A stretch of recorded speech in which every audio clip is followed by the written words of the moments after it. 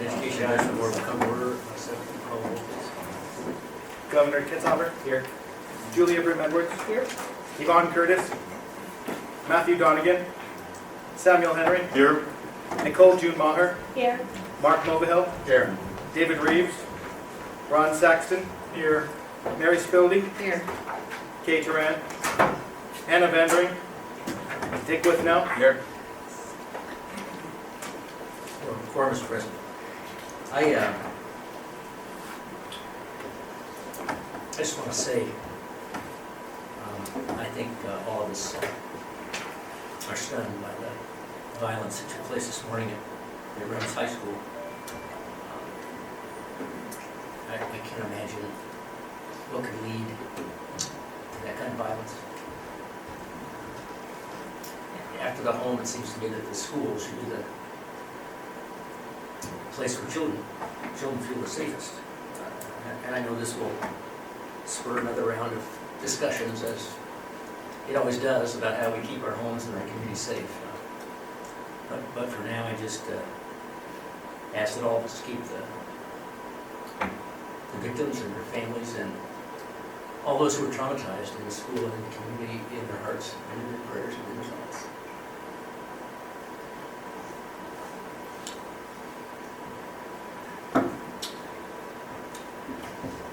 Okay, approval of minutes.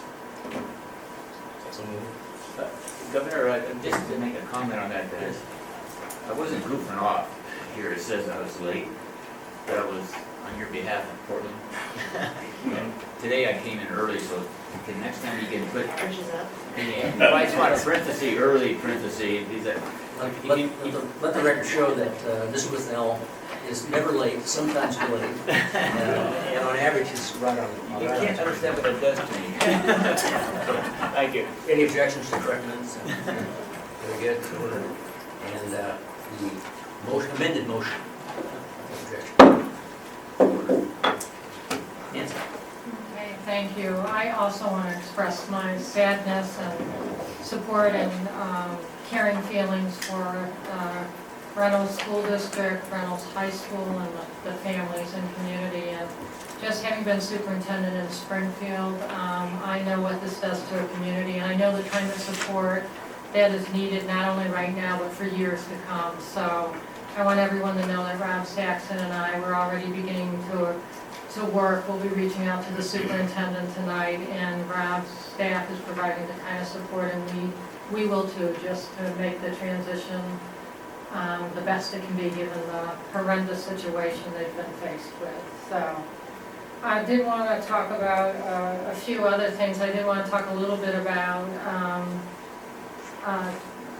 keynote speech I gave recently, because it really was for an organization to help our homeless children, or our children who are couch surfing or have no place to live. And I remember as part of this keynote presentation, I said, how can you expect one child who goes home, has a great meal, has a bed, has parents who can make sure they get their special treat the night before testing, how can you expect that to be the same as a child living under a bridge, didn't eat the night before, doesn't eat before testing?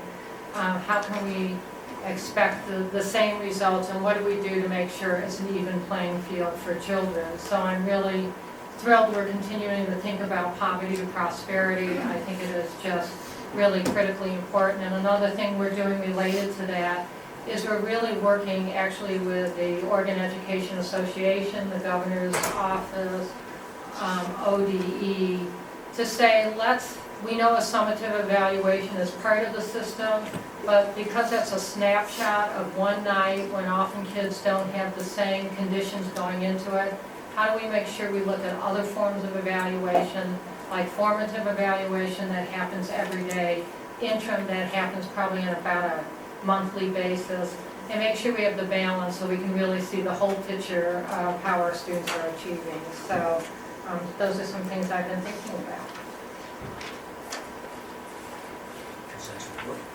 Thank you. Okay, we have the STEM Council, Mark Lewis, Wayne Johnson, and Aubrey Clark. STEM investments.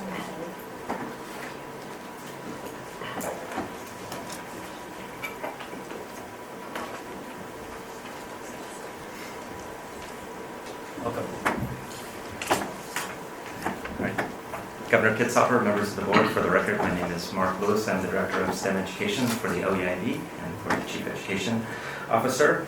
I'm joined with two members of the STEM Investment Council here with me today, Aubrey Clark and Dwayne Johnson. The chair of the STEM Investment Council, Jim Pyro, sends his regrets. He's out of town at the moment, but he was very interested in being here today.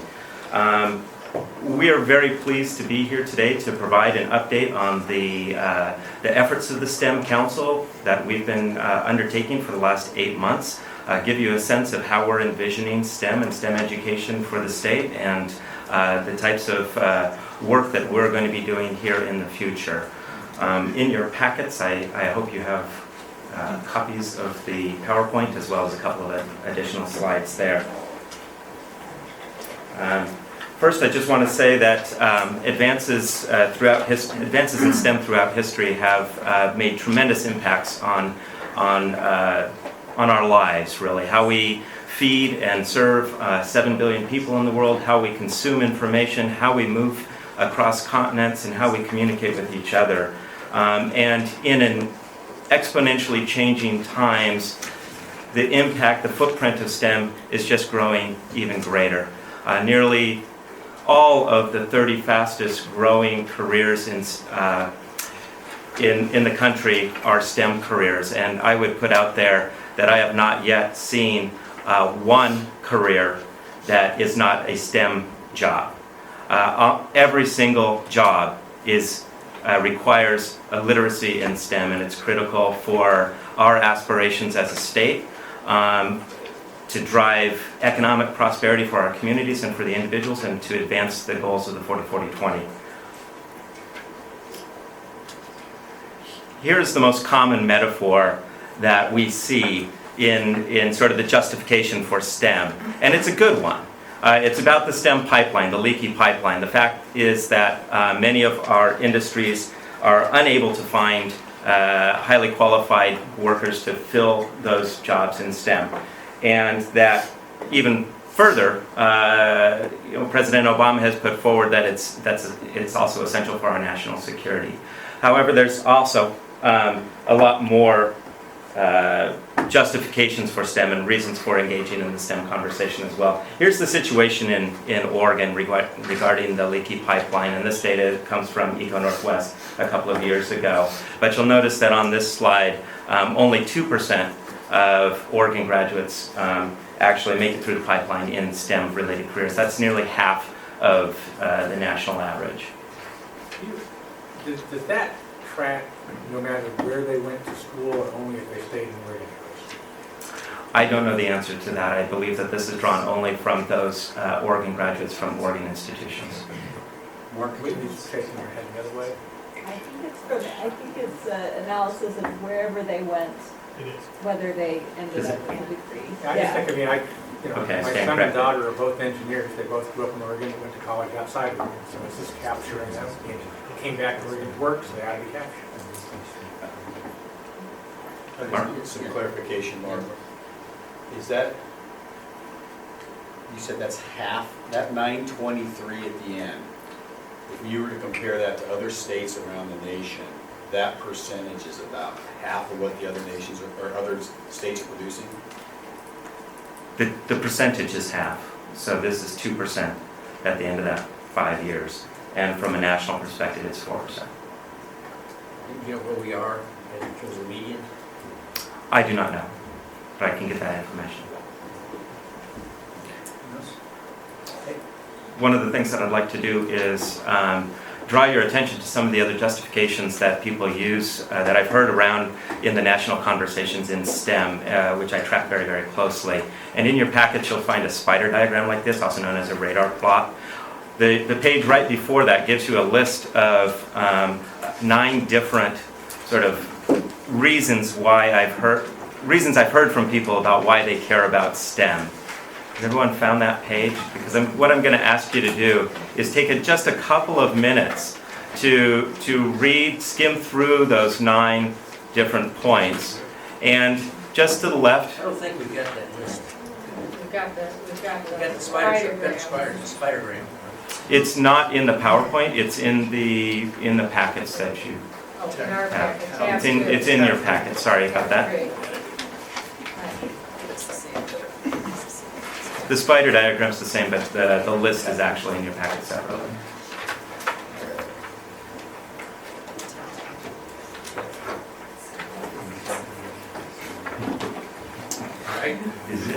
So what I'd like you to do is just take 2 minutes and beside each one of them rate from 0 to 10 what your perception of the level of importance of that reason is. So if you think it's really high in your estimation, the jobs pipeline, that's a really, really important for you and you want to rate that a 10, great. If equity jumps out at you, then rate that. So just each one, just go from your gut. Don't spend overtime thinking, don't overthink it, but just rate from 0 to 10. Don't rank order them. That's not what I'm asking, just individually.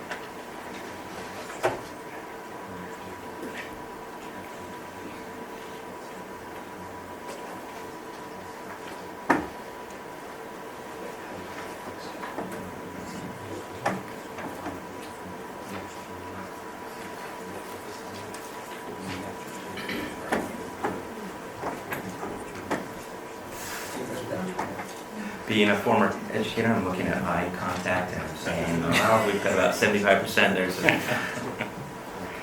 So if you could just turn to a neighbor and share with them your highest 3 rankings.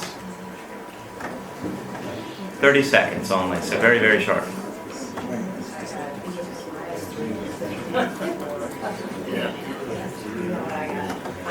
Jobs, baby. Jobs, baby.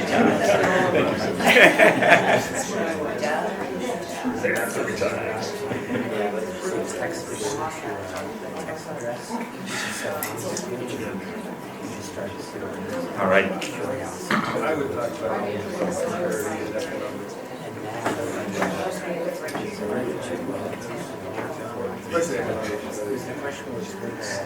Thank you, members of the board. The reason why we did this exercise is to understand that as we talk to different constituencies, different metaphors, different reasons resonate with them. And this is particularly important when we're doing regional collaborations, which is so critical for the state. The jobs pipeline resonates without a doubt with policymakers, with industry folks, with economists, for a very, very good reason, because it's critical, right? When I use that metaphor with educators, the vast majority of educators don't relate really well to that particular metaphor. They're in it more about the individual prosperity, the prosperity of the individuals, innovation, equity, and many, many other reasons as well. And so I wanted to put that in front of you to understand that in these conversations, there's a lot of common ground and complementary reasons why we should be focusing on STEM. To give you a sense of some data that I got from the Oregon Business Council, here's some of the differential impact that we see in terms of jobs earnings in STEM versus non-STEM careers at different education levels. And that translates directly into not only individual earnings, but it also means more tax revenues for the state. It means less reliance on social services, and actually I think we could easily make a strong case for it being a possible way to break cycles of poverty. Here's just a snapshot of the situation in Oregon that we see. Not only are we hearing from our industry members and from our data but students graduating from high school really lack a lot of the fundamental literacy in STEM that's required not only to function in jobs, but also to go on to post-secondary studies and frankly to be full participants in today's technologically rich society. In terms of equity, the issue is really, really dire. Our students of color on the National Assessment of Educational Progress, which is a nationally recognized standard that assesses proficiency in mathematics and science and other fields, shows that less than 20% of our students of color are performing at proficient or better. That's less than half of their white counterparts. Our industries are telling us that they're having a really difficult time finding local talent. They're importing a lot of their talent. And moreover, I think that STEM has a huge perception problem in that many of our students, many of our populace actually look at STEM as boring, unengaging, and frankly not for them. And we know that there are exciting STEM-related fields here in Oregon, whether you're talking about precision agriculture, whether you're talking about nanotechnology, high-tech manufacturing, forestries and fisheries.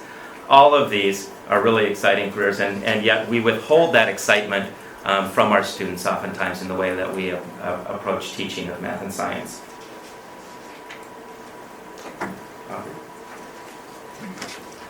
Good afternoon. I'm Aubrey Clark with Intel, a small little company out in Washington County, and proud to be an employee there. They provide me a job that I can go out and do education outreach, and most specifically in science, technology, engineering, and math.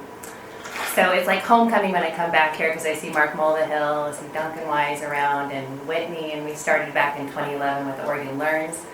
And then everything kept getting moved forward, and it's just so exciting to see everything finally gel together. And we didn't want STEM left on the sidelines, and so with the encouragement of Duncan Wise and Representative Harker, Eric Meslow, we formed the STEM Employers Coalition, which quickly jumped into action, working alongside Representative Harker and Senator Steiner Hayward, ultimately resulting in the establishment of the legislative task force on STEM access and success. From that, we kept pushing forward, and we finally got to House Bill 2636 that created the STEM Investment Council. And last year, about this time, my colleagues Jill Island and Eric Meslow were in front of you, and I'm just here to provide you with a little refresher of what we were hoping and gearing the STEM Investment Council for. So I won't read through the slides, but in true business form, we like to go high-level goals and not really get into how we're going to get there, but really put some ambitious goals out there. And as you can read, by 2025, we want to double the number of Oregon's K-12 students who are proficient in math and science, and also double the number of post-secondary graduate degrees. Whoops. Okay. Don't throw that org chart up there yet. We're not ready for org chart. And then, as you can see from this slide, some of the key roles that we envision the STEM Investment Council being a part of, obviously working closely with Dr. Golden and the Education Office, providing support for policy and investment strategy, and then from a business perspective, really accelerating the change. In business, we move fast and furious, and we're hoping to bring a little bit of that zest across the line into the education world. And then, of course, progress, monitor progress and accountability.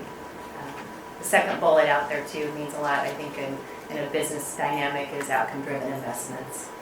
So really looking at helping work with the education piece of it and really helping to invest in the importance of STEM initiatives and innovative initiatives that come down the road. And then there's the org chart, because everybody loves an org chart, no matter what party you're in. But this simply just shows, again, just kind of outlines some more of the strategic roles and the activities that the STEM Investment Council has been working on over the last 6-7 months, I guess. Clearly, we have a direct interface via Mark with the Education Office, and then over the months, we've heard from the HEC, we've heard from Oregon Department of Education, really, just showing that we're all working together coherently and really trying to get things all on the same page and aligned. And then to talk about the STEM task force and the STEM Employers Coalition, we really did jump in, and there is a lot of good work going on in the state even prior to this investment council, prior to the coalitions and task force mode. But Portland and South Metro STEM hubs and the Coast STEM hubs have been probably active for, 2 or 3 years. So they started moving before we joined in the game. And again, with that, it's just a collaborative effort with all the work that they've been doing, and then now joining with them. And then, of course, the Oregon Department of Education has always been a front runner in helping us lay the landscape and really pulling out those pockets of excellence happening throughout the state.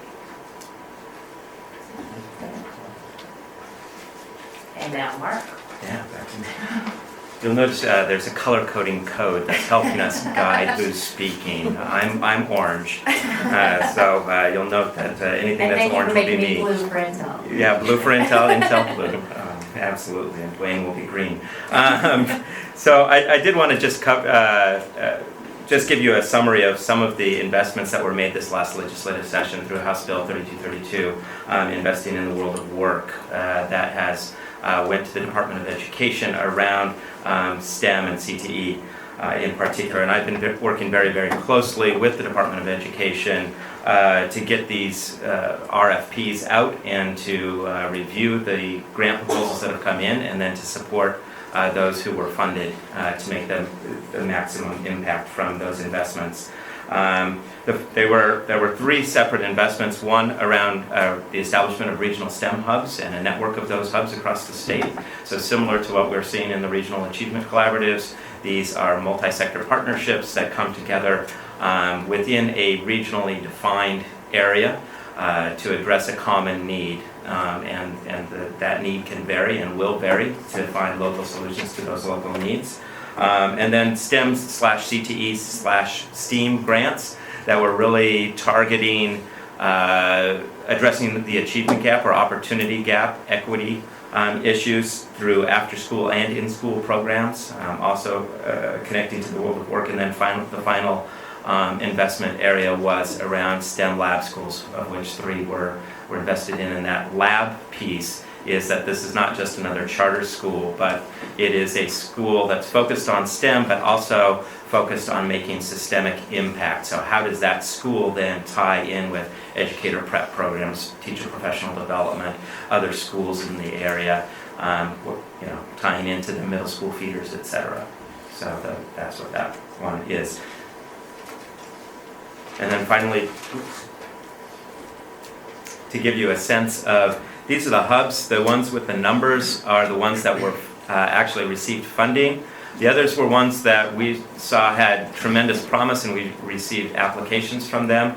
We did something a little bit different with these funds in that those who were unfunded, we withheld some of the money from going out directly to the field for technical assistance and to provide support for those unfunded hubs to participate alongside of the funded hubs in any sort of conversations around developing an evaluation framework, about strategies for moving forward, so that we were building capacity within the system from the very, very beginning. The little red diamonds are those places where the second area of funding, the STEM, STEAM, CTE funds, are impacting communities across the state. In some places they're closely aligned with STEM hubs, and other places they're not yet. And then finally, the 3 little yellow squares are where they're STEM lab schools.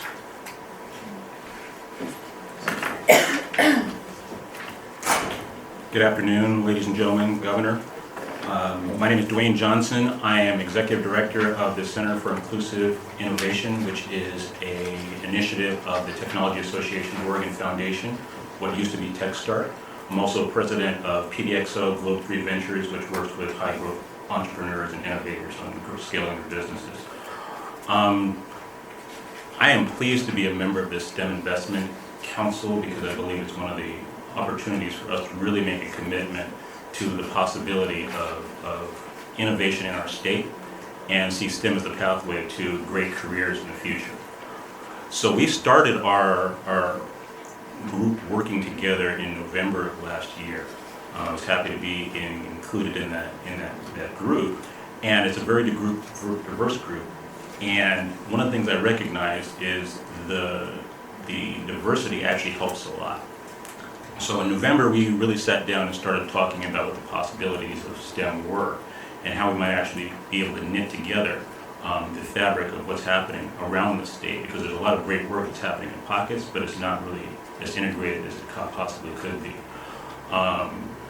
As we first met, we then found out that we'd be meeting a lot more often than we thought we would. But none of us really shirked away from that. We thought it was really, really important work, so we're happy to actually look at the schedule, as compressed as it might be, to be able to work through to June, where we'd be coming up with some recommendations. So in January, we began working with and talking to a number of the different practitioners, whether it be the higher ed or the secondary or the K-12. And I'll tell you, as a person that doesn't work in the education field directly, the first thing I noticed is that there were a lot of different groups. And it was interesting to try and get those all under control and understandable from our perspective. And I think the folks that were working with it directly had a better handle than we did. But I'll be honest, after the first probably 2 months, we had a pretty good idea of who the folks were that were showing up and where their interests and directions were. So to be able to take that and then start to craft what the strategies might look like, is more or less what happened in the first couple of months of our meeting. So we worked with everybody, we talked with everybody from the state universities to the private industry folks, as well as the private universities, to get their perspective of what STEM looked like. And one thing you could see in the conversations with each of them is they all saw that STEM was very important, but they're grappling with how to actually make that happen on the ground and connect those dots together throughout the continuum.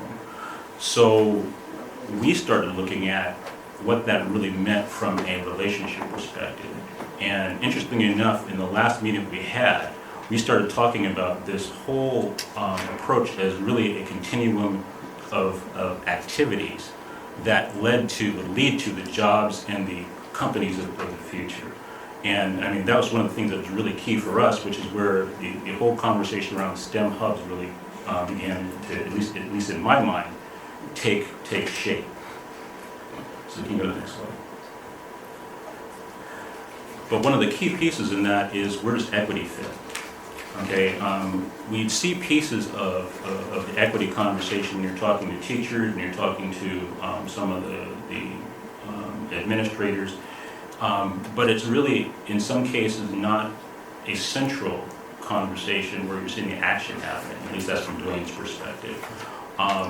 We recognize that it's important, and we look at the shifting demographics, and we understand that we have to figure out how to get the equity into the equation.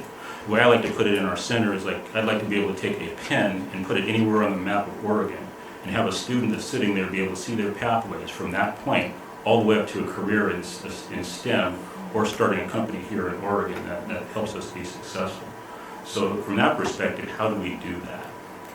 I had the pleasure of attending a ceremony where Representative Bonamici last week gave an award to the students that ran her first congressional district app contest. So this was at Sunset High School. And we walked into the room, and the first thing we noticed is that there were 2 women in a class of 40 people. Now, we walked down the hallway and you saw a very diverse group of folks, but there were only 2 women in the class, and no African Americans and no Latinos. So you look at that and you ask, well, where are the folks, and what's going to get them into the room to participate? Well, I think that's part of what our key objectives are here as part of the STEM Investment Council. And that is really about how do we work together to create this pipeline of opportunity. Looking at the traditional barriers that people would have to participating in these STEM areas. And as Mark said earlier, the idea of STEM doesn't really excite a lot of folks. I mean, it seems in many cases a lot of hard work for not a whole lot of payoff. as opposed to what can really be possible for folks when they're having fun and engaged in this work, really putting their hands on it, really being able to see how their skill set, whether it be math-oriented, science-oriented, or even creative, can really be able to connect to the opportunities that are there in our environment. Because our field has no problem with creating jobs. In fact, we have a surplus of job openings right now. What we're lacking is the people with the skills and the interest to be able to participate. So when girls and Representative Bonamici asked the question, says, why aren't there more girls in the classroom? And one of the girls said, well, because we don't necessarily feel that welcome here. We look around and we see the folks that are here and they don't look like us. And it's the very same conversation that more diverse populations have. I mean, I'm a tech entrepreneur and innovator, and I can't tell you the number of times I've been the only person in the classroom. So, but it's not just about us. It's about how do we actually create the opportunities for all of us to actually have these opportunities available. So when we talk about equity, how do we ensure that the tools, the learning, the teachers, the methodologies, all there that supports any student that has the interest and desire to be a part of this STEM environment to be able to step into it.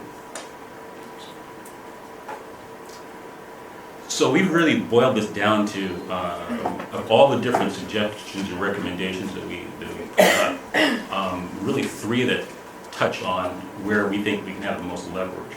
So the first one is really about the catalyzing the economic, community, and really the infrastructure of what is possible through STEM. And in some ways I look at it as how do we reconnect education with community? Because at the end of the day, education by itself is just a piece, is really inert. When you actually put together the opportunities that the students have to be able to create and live into their futures, and we're being the stewards of that happening, you have to have the collaborative infrastructure to make that happen. So we see the investments in the relationships, the infrastructure, the community, and that the hubs provide is being key to that happening on a statewide basis. In way too many cases, we see individual group or small numbers of people working together to try and make something happen, but it just doesn't scale very well. And you might have someone not more than 2 miles away doing exactly the same work and struggling with that as well. So the hubs give us an opportunity to really take that to the next level, share the best practices, connect the people with each other so they can collaborate and scale those opportunities. The second is to actually invest in the P14 system. So if you look at the first step of that pathway, of that continuum, looking at all the way back as far as we can to enabling kids to participate in this STEM education environment. Recognizing that in some cases, whether it be computer science or STEM, really does have a bad, let's just say it's got a marketing problem. So when you go back to the earlier kids, they love this stuff. They love to play, they love to engage, and then somehow over the next, 8-10 years, we actually get that out of them. And then have them focus on just on test taking, or in some cases really have them check out.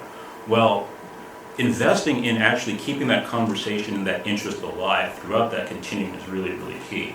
And the council will have a great opportunity to help with that, and being able to take a step back and seeing that not only do we help with the marketing conversation, shall we say, but we support the teachers and that those hub infrastructure to be able to deliver those relationships.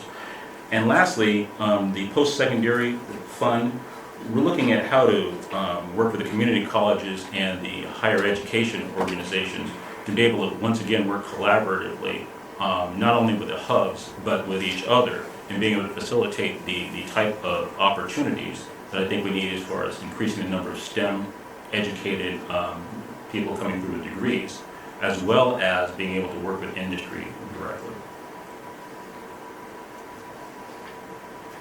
So I think we've pretty much covered this slide, so we can just go to the next one.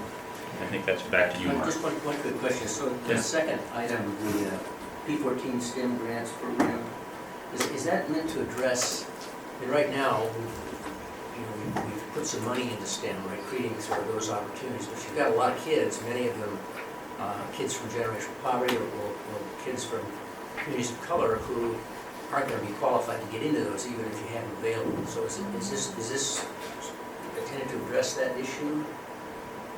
I would say yes. How? Well, that's a part of that for you to decide. Well, we can certainly. Ping pong. Governor Kitzhaber, if I might interject there, the purpose of this middle strategy here really is twofold. One, I mean, the objective is actually to increase access across the state to both in-school and out-of-school STEM programming. That's to inspire and motivate more kids in STEM.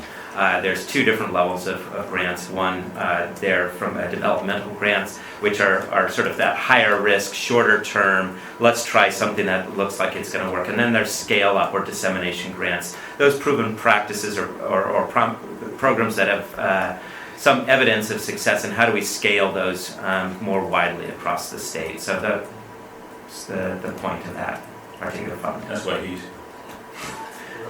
Well, you talked a couple times about access, and in my personal experience, I go back on your slides, it's less about access and more about interest. That you go to your pipeline, and that, you have the line in here about classes are boring, and I mean, we systematically make science and math unsexy and unfun, and by the time kids get old enough to be making career choices, it's not what they're choosing.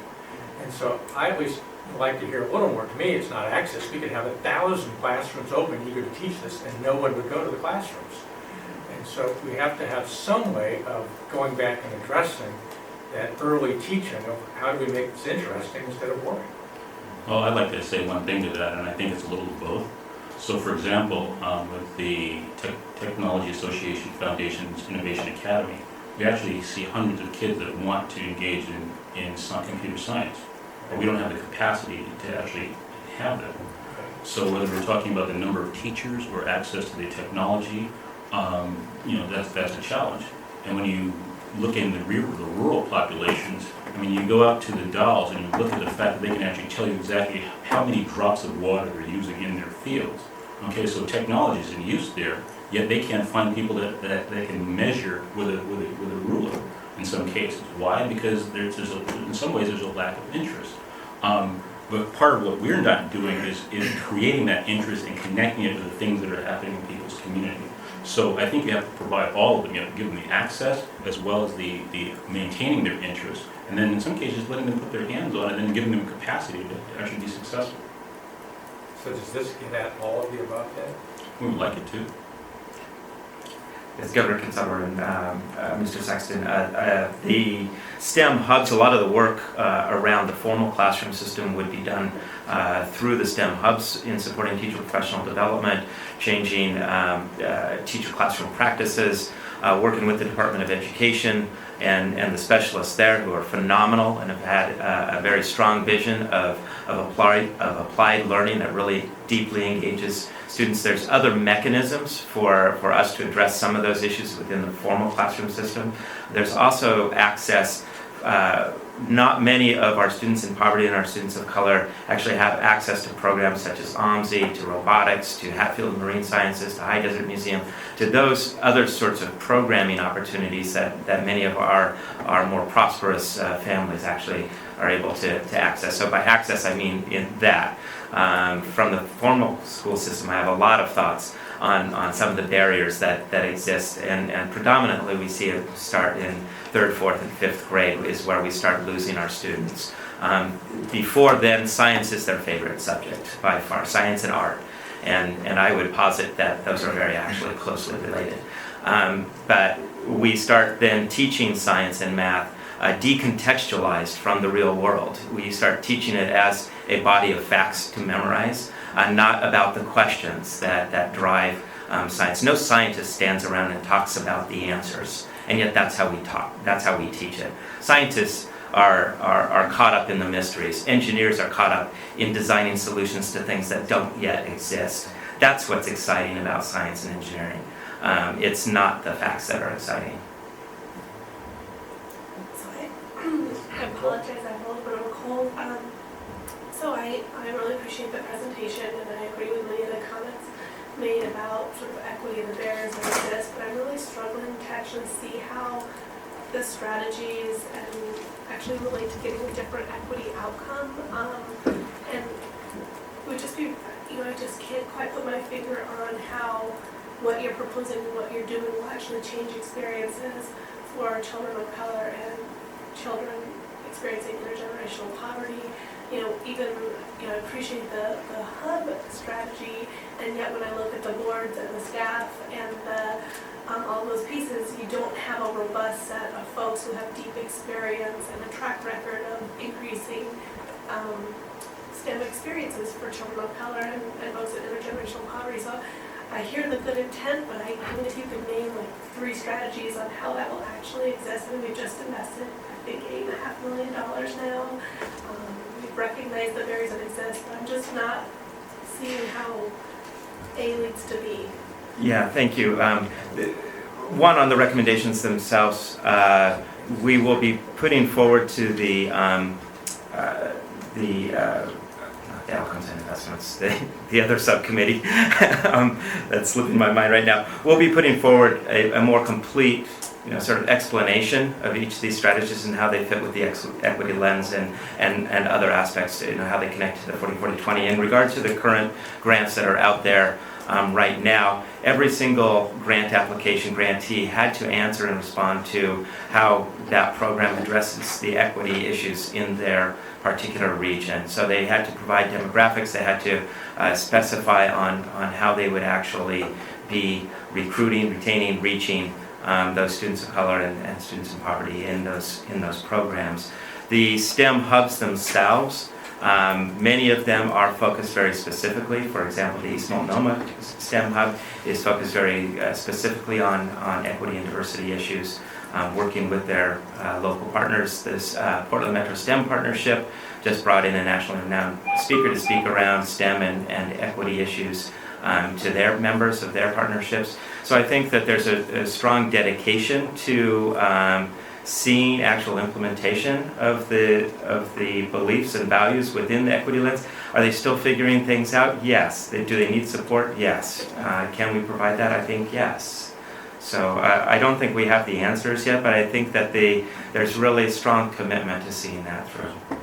I just have one more comment, and this is just related to a conversation we're having in philanthropy, and kind of goes back to the sort of question around access and intent, and may inform the conversations you're having as you build strategy. And the conversation we've been having is really a self-reflective look at how philanthropy has played a role in actually increasing the gap in access to STEM, in that we have traditionally funded many of the great initiatives that we know across the state that we all have a spot in our heart for, that really increase opportunities for students to learn. Great places like ONSI, the Children's Museum, actually all places that my family are members of course.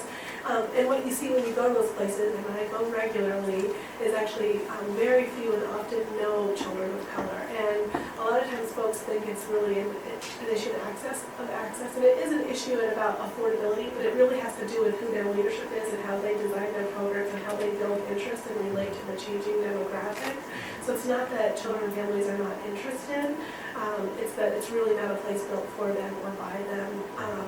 And as we think about our role in philanthropy, and I think the STEM Council could perhaps learn from this, we have over the years invested, and what we've done is given a ton of opportunities for privileged children, and not force those institutions to change and evolve and match our demographic, and really created a larger gap. And I would hope that you'd be very conscious of that and really mindful of your actions and maybe learn from some of our mistakes. Thank you. I'd like to say, and I think that's a great conversation to start, and we would love to have you or someone from philanthropy come talk to us. That's one of the groups we haven't really heard a lot from. And I think that philanthropy actually does get to see a lot of the equity conversations that a lot of other folks don't.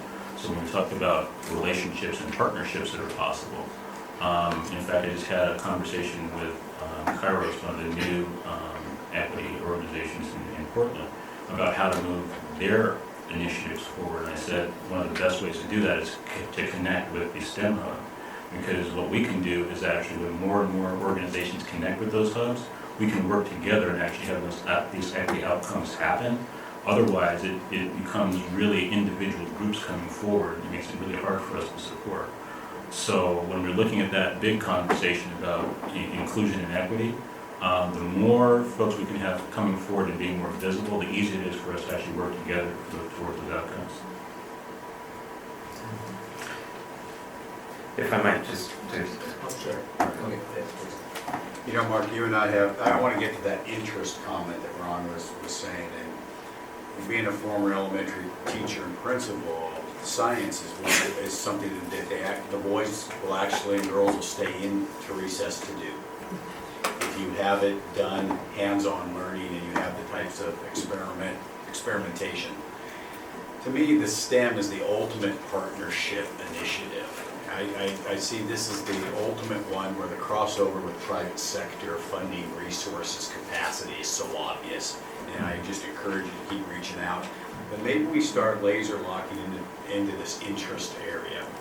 And I also see it as a resource with our higher ed institutions where, you know, we talk about job experiences and job shadowing a lot in high school. We don't do that at the university level as much. And at the elementary schools, if we're trying to look at interest, elementary teachers are not highly qualified in science generally. They're generalists. And science is very intimidating, especially when you have to get out the alligator clips and the baking soda. It's very intimidating. This might be like what we talked about with U of O, how we had that graduate, where we had the college students come in, the doctoral students, and teach the lessons at the elementary level. This might be an idea that we've got to get more adults into those early formative years and not just put it on a generalist to do that. thank you. You know, when I was hearing your question, Governor, about how do we make sure that our students in the opportunity gap truly see themselves and we provide the support to them to really make sure they have the opportunities and end up in these jobs because we need them in those jobs. And I think we can't isolate what's happening with the STEM Council from some of the other key initiatives we're doing. So I think of our early learning initiatives and how we're really working to have you know, healthy and stable families and making sure that our kindergartners come to school ready to learn. And in third grade, kids have reading proficiency.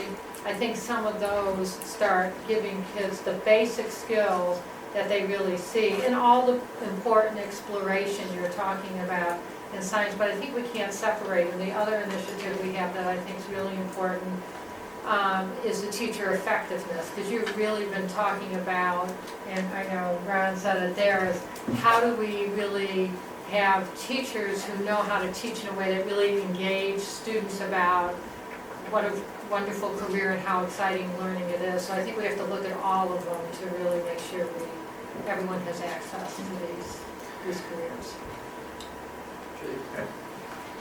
So I had just a question. So I was trying to take the different slides and back map the investments to what we were trying to accomplish.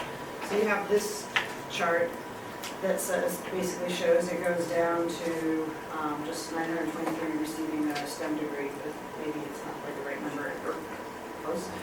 And then your goal of what you want to have done by 2025, which is a little bit different set of numbers because this chart isn't, it's just a graduating from high school and going to college and then eventually getting a STEM degree. And then I look at your investments and I'm trying to back map how the investments, because they're hubs, programs, and I'm trying to see how, if you took your goal of, your goals of what you want to do by 2025, in terms of proficiency and graduates, and how these would actually track against helping move the students versus building programs. I guess is how do the money run through the programs and actually to help you achieve those numbers? Are these the right strategies to? Yeah, thank you very much, Governor, Sorry, that's and one question.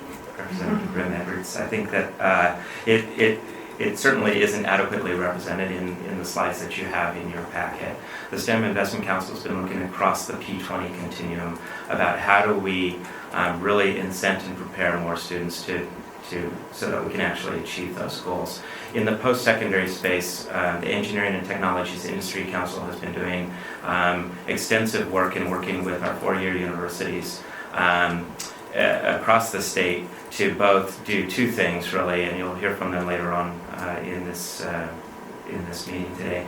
But to provide the necessary supports to incent change within those post-secondary structures, to retain more students in engineering and to build capacity in those institutions, and build capacity to provide the necessary services so that they're graduating more students, and to also provide the necessary support so that those institutions are able to adapt to changing workforce needs. We propose that in that post-secondary space, we're expanding that to actually move beyond just the engineering and information, computing and information sciences sectors to address additional sectors. So that's what we're thinking about in the post-secondary space, that there's already kids who are interested in these careers that are in the pipeline that we can capture. If we're actually trying to build more systemic change, we have to move further upstream. When we move further upstream, we know that it's about changing the practices that are existing within our K-12 system. We know that it's also about providing early learning opportunities to stimulate more, quite honestly, the foundations of STEM or imagination and play. And what we find is that the opportunity gap begins very early with the formation of neurological structures. And when children are in passive environments, they don't develop the same brain pathways that they do when they're in interactive spaces. So that we have to change what's happening there, obviously. We have to also change what's happening within our K-12 system about perceiving STEM and mathematics, and science is about being about facts and procedures to memorize. How we do that, we believe that very strongly the STEM hubs can make linkages to industry practitioners in order to help those areas come alive and provide the necessary supports to those teachers. There's phenomenal teachers already out there who are doing this work, but by and large as a system, we're boring kids to death in math and science. I mean, I have no other way of sugarcoating it. We have mathematically traumatized individuals in our society, an extensive number of them, and we need to address that. If I might just quickly move through the final slides of this, I know that we're running out of time, but I want you to get a sense of what also we're thinking here, and that is that the acronym itself is a dangerous acronym. It's not well understood. It doesn't have a particular meaning other than 4 words that people are trying to force together. Well, that's dangerous in and of itself because we are meaning-making individuals. OEIB, we can say Oregon Education Investment Board. Okay, I know what that means. I don't know what everything we do, but I know what it means, right? STEM, who knows? And so people start challenging what that means, and all of a sudden people start adding things to it. Well, I've been left out of the picture too, so it's about STEAM, right? Let's put arts in there. I actually very much am a supporter of including arts in this conversation because I believe that the roots of STEM are in imagination and curiosity and creativity and wonderment, and that is the foundation of STEM. So, yes, arts, great. STREAM, reading's been left out of the picture. Okay, let's add an R. STEM, and for people, whether you're in the medical field or whether you're a music teacher, you want to add another M. S squared, TEM, for those sociology or people in social studies who are also the left out of the equation oftentimes, particularly in elementary school. And then one of my favorites is ST squared, REAM, the extra T for thematic instruction. So we have to move beyond the acronym to the deeper understanding of what constitutes STEM and what is it all about. Here's one of our challenges. The outcomes that we're currently using to measure and to incent change in this field are quantifiable outcomes. They're great, in terms of giving us something that are numbers, okay? Double in the number of test scores, double in the number of degrees. But this is one of my favorite quotes of all time. I'm a big data guy, and I am very skeptical about most numbers that come in front of me. And so I just wanted to put this quote out there and to understand that the STEM Investment Council, it cares a lot more than just the degree production. here, but what we're doing to really help people better be contributors to society at large, as well as to just navigate the world that's technologically rich and changing rapidly. So this is a question that we asked 150 people from various sectors at the STEM Leadership Summit at the end of April. So okay, what are those skills that are necessary to be successful? It's a great one. Here are their answers.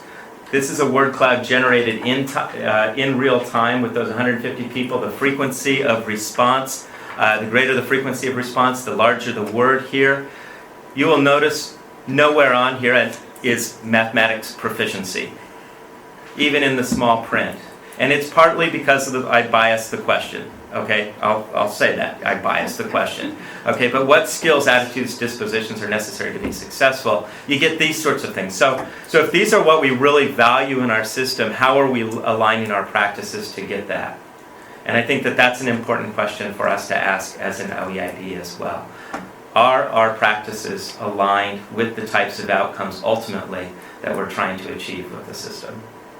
And so I'd like to give you yet another definition of STEM that I've played with over time to try to get a better sense of how do I capture the essence of STEM. And I just want to leave you with that.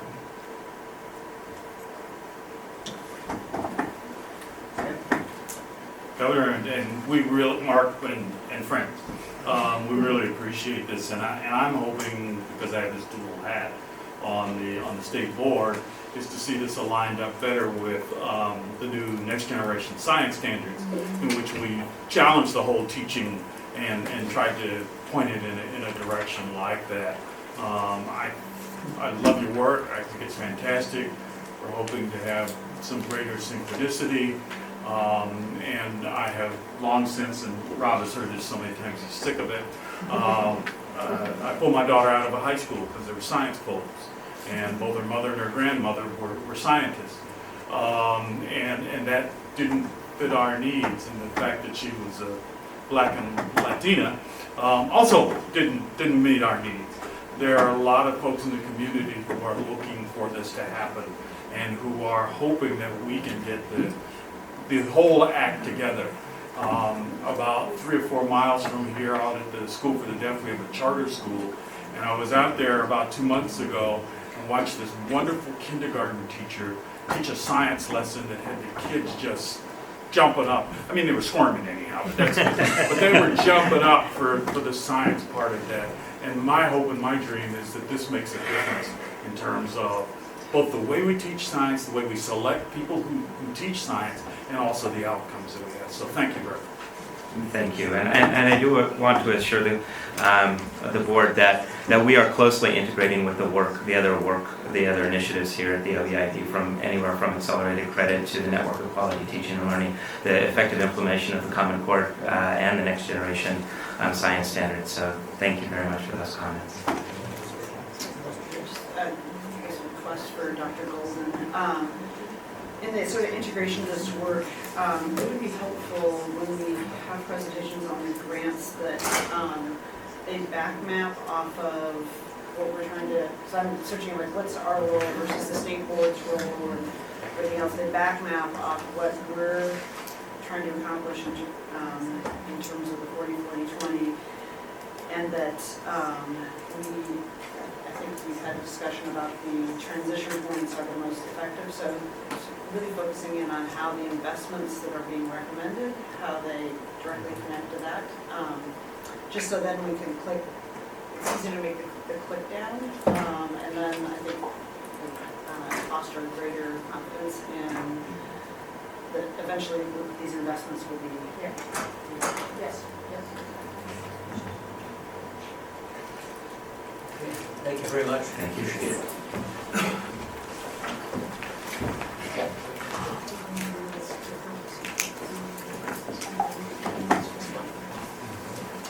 All right, hiring coordination project.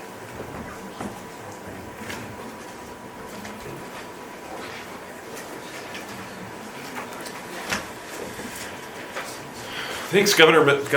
Members of the board, I'll kick off really to introduce a member of the Higher Education Coordinating Commission, Larry Roper, who will give the bulk of the presentation. Larry, in addition to his role with the HAC, is Vice Provost for Student Affairs at Oregon State University, and he chaired the higher ed, or the financial aid work group, whose report you'll receive today.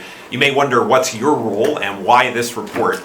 Well, the short answer is you asked for it. In September or October, you adopted a request of the HAC that we come back to you this spring with recommendations about how to better use the state's investment in financial aid.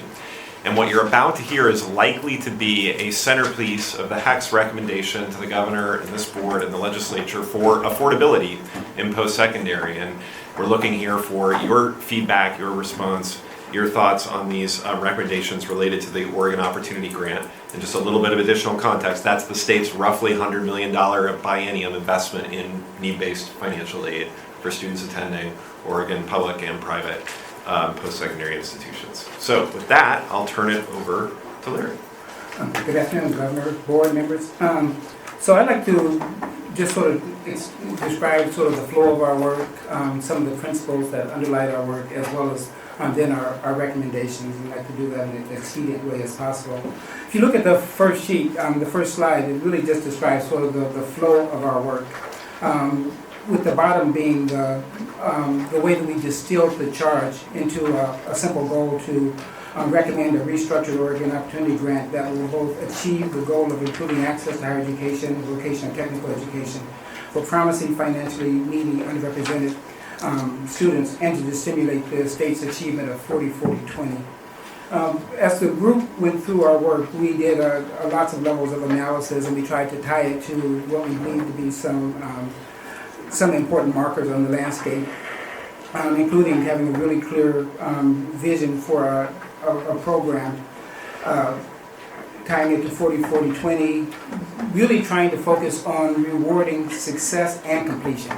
So moving past just the notion of access, but thinking about how we could structure it in order to have achievement. And then, of course, running into the issues related to the funding of the model. The work group process and membership, there was a broad representation in terms of membership from both folks who are in higher education community, independent or post-secondary sector, treasurer's office, Oregon Community Foundation with a philanthropic perspective. We convened for the first time in November. Between November and April, when we delivered our report, we had 10 public meetings. We invited public testimony from a broad range of stakeholders. One of our key activities was to have an extended retreat with Nate Johnson from the Strategy Labs, which is supported by the Lumen Foundation. They flew out and spent some time with us. When we look at the shared responsibility model, it's very clear that the concept of shared responsibility is a strong one, but the allocation methodology doesn't support it and doesn't build the efficacy that we would hope that it would have. So if you look at just the sheer numbers, and we'll have some slides that look at this more specifically, we awarded for the 13-14 academic year 34,000 plus grants with over 190,000 students eligible for the grant. So we severely undermet the need, as well as with a $2,000 flat funding, we undermet the fact that it's supposed to be at the last dollar in, it's supposed to complete the student's financial aid picture. So if you look at the slides, this is more of a graphic presentation between 2007 and this year. The top line showing those who are eligible for the grant, and then the bottom line showing those who actually received the grant, either for first term or the number receiving it for the entire academic year. The next slide sort of offers a clearer picture in terms of looking at the cost of attendance at 2-year public, private was used as sort of the standard rate, and the 2-year, the 4-year and the 2-year. And in the end, you look at the bottom line, that there is the remaining need is still significant with the $2,000 award for students with zero estimated family contribution. and no tax credit, that we find that those students are significantly in need. So if we look at the recommendations, we recommend that we restructure it to focus on improving access and completion for the most financially needy students. And that the grant be focused on students characterized by high promise and high need. And our notion of promise means that by virtue of being admitted to an institution or enrolling in an institution, that demonstrates promise. And then the need will be demonstrated through financial means tests. And so our goal is to, again, for the students with the highest financial need. The eligibility criteria will still be determined by FAFSA. We really are considering that we recommend that we do away with the $70,000 income level cap that was that has been historically used for the grant. That in looking at the allocation, that we look at sort of those with the highest need first. So the pool first, those with the highest need, and then within that group, special focus on underrepresented racial and ethnic minority students. Again, that was a dimension of our charge to to respond to the question of how would we ensure that there still is attention brought to or awareness of the needs of racial and ethnic minority students. And again, this is based on the OEIB equity lens definition. And then that all the other criteria, initial eligibility criteria, remain the same. So in terms of our award process, again, that the grant focus on improving access to post-secondary higher education, while at the same time promoting retention and completion. And so what we believe in our process is that we would want to essentially guarantee the grant for the first 2 years of attendance. And that the first year be determined based upon renewal, be based upon students meeting progress and achievement benchmarks. And those benchmarks, basically, the advice that we got is based upon what students know how to do, which is they know how to accumulate credits. And so it will be based upon students showing academic progress based upon accumulating credits. And beyond the second year, that renewal be based upon sort of an escalated performance criteria. Again, we recommend that there be a group that will determine what those performance criteria will be, but again, it will be tied to credit hour accumulation and indications that the students are on progress to complete. So again, we want to sort of turn it from an access grant to a retention and completion grant beyond the first 2 years of attendance. When we look at the award size, we think that it really should be based upon the circumstance of the student, and that there should be variable grant amounts. And all the research we did showed there's no such thing as a meaningful grant, sort of a comparable meaningful grant. That meaningful is based upon the individual life circumstance of the student and what will help that student to persist. And so one of the things that we found was that our current process with the grant does not allow for any incentives or predictability. That student wouldn't know from 1 year to the other if they would do that. And we believe that by essentially having the students be guaranteed the grant for the first 2 years, that they would know that it is a reliable source of financial aid, and that their ability to stay enrolled in college would be stable in terms of support. We also think that it will be important for us to consider approaches to stabilizing the cost of education. And that would, again, involve sort of a coordinating role in terms of looking at the contributions of the state, the institution, private funders, and others, in order to think about how do we hold the students' costs consistent while manipulating those other factors in terms of the funding of education. We also recommend that there's a rolling deadline in terms of applications.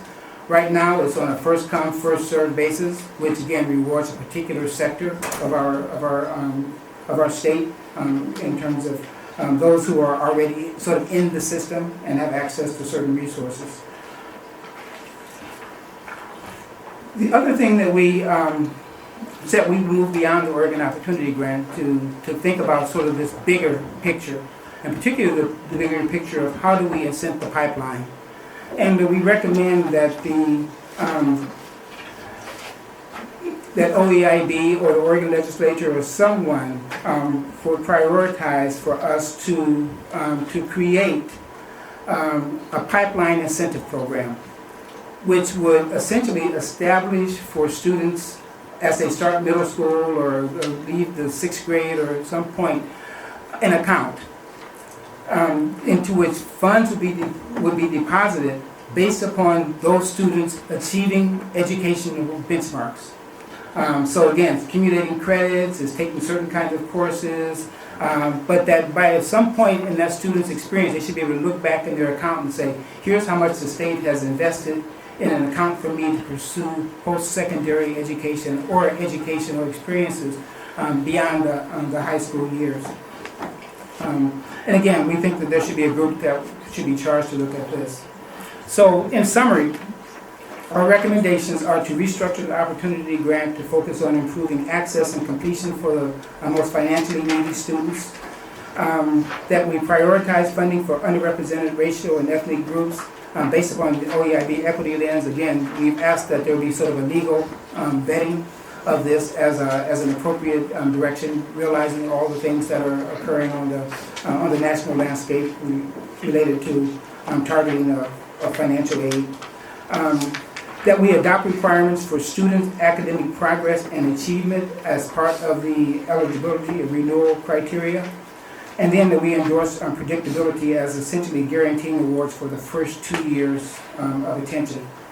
That we strengthen the efficacy of the shared responsibility model by pursuing additional funding to more fully meet the current and future financial needs of students. Again, we are significantly underfunded in terms of the actual need versus what's available for allocation through the Opportunity Grant. And then that we establish a work group to develop an implementation plan for the recommendations that we offered. And then that we recommend that HEC and OEIB consider separately from the Opportunity Grant recommendation a pipeline affordability commitment for K-12 low-income students.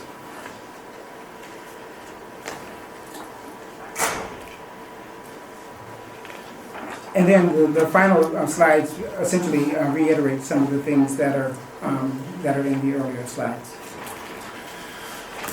So, Governor, members of the committee, I think at this point we would be interested in your questions, comments, responses, feedback as the HEC receives your input about how to move this forward. The HEC has adopted and endorsed the recommendations. The work group brings it forward now for your sort of feedback and potential consideration in the budget that we'll bring forward to the governor for his and policy that we'll bring forward to the governor for his consideration and inclusion in his recommended budget and policy packages.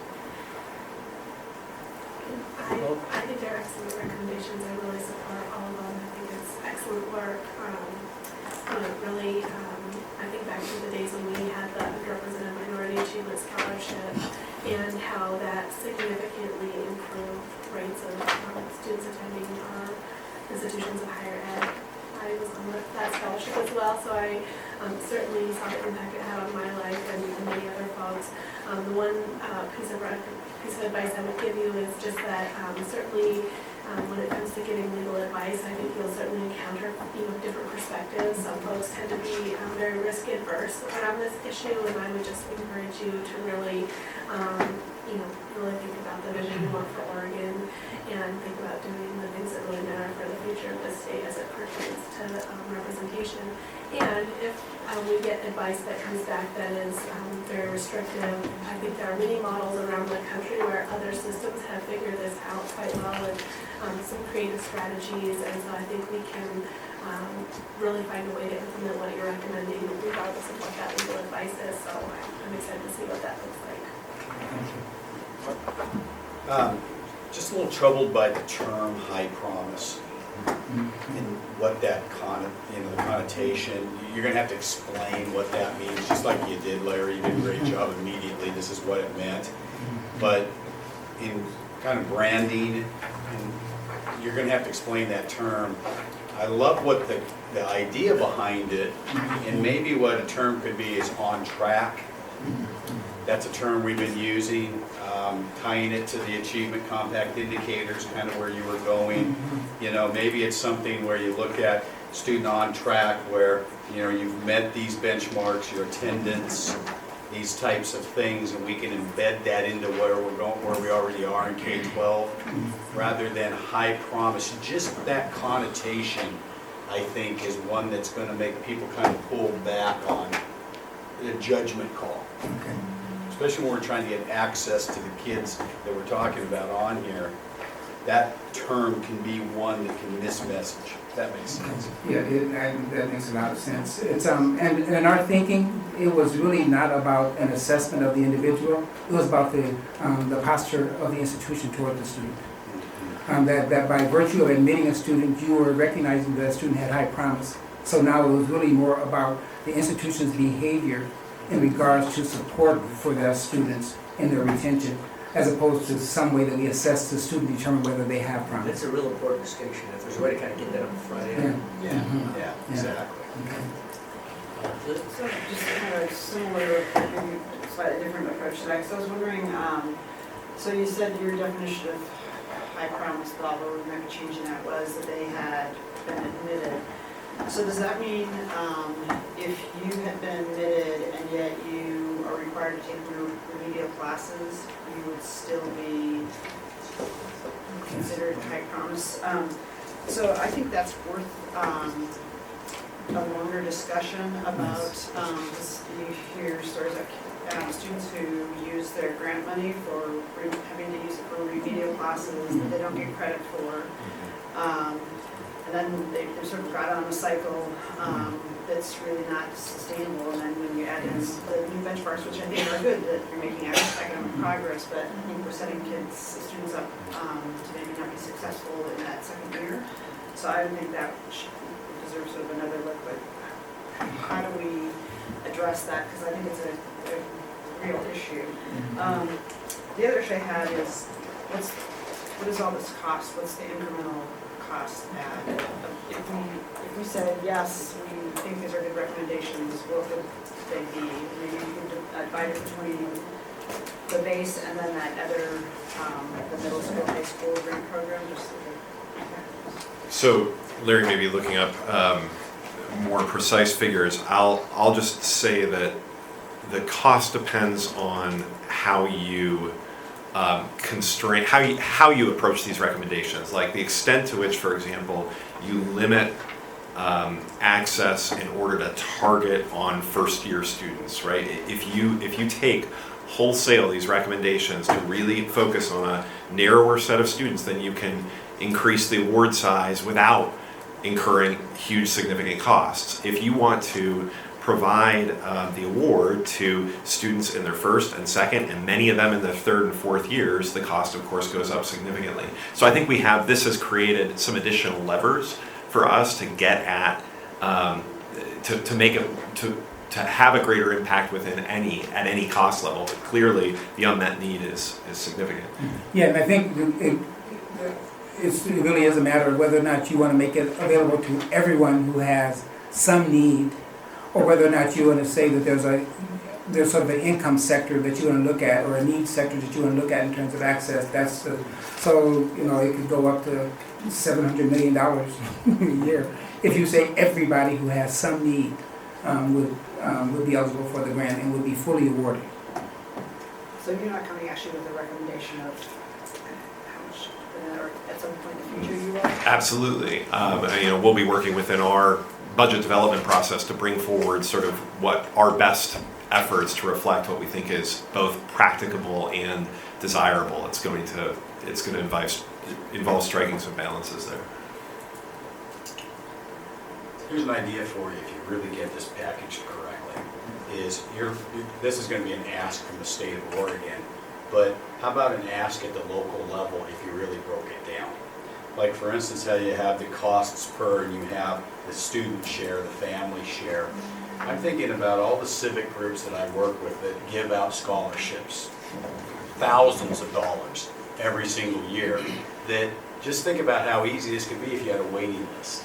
Like the Head Start waiting list, the OPK grant, we picked up some more slots. We knew exactly how much We knew exactly what the need was. We have this much unmet kids that aren't funded at a state level. Very quickly, you could show people, this is what the state's contributing, this is what the parents are contributing. We have this many wait lists in Pendleton. And I could go to Rotary and say, let's fill 10 of these. And it's all broken down and the dollar figure is there. What potential that could be to scale it up from other resources if people really knew. Governor, I think, Sam, I think we called those, the old Commission Families and Children unserved list, not waiting list. A little bit of difference there. But the concept is the same. Yes, exactly. So I was wanting to know about the quantification, that's coming later, right?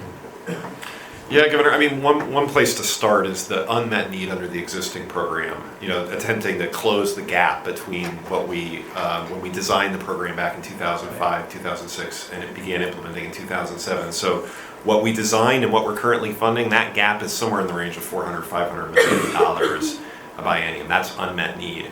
We've attempted to bring forward a proposal that would say, if we can't fill the entire gap, if we can't meet every piece of unmet need in the state, how can we target those dollars more effectively in order to produce a greater impact? Focusing on the first 2 years, focusing on underrepresented students, focusing on students who are making progress beyond their first year. And so we think there's, under whatever budget constraints the legislature is required to operate, you know, we think you're going to have some opportunities to maximize the impact of the program.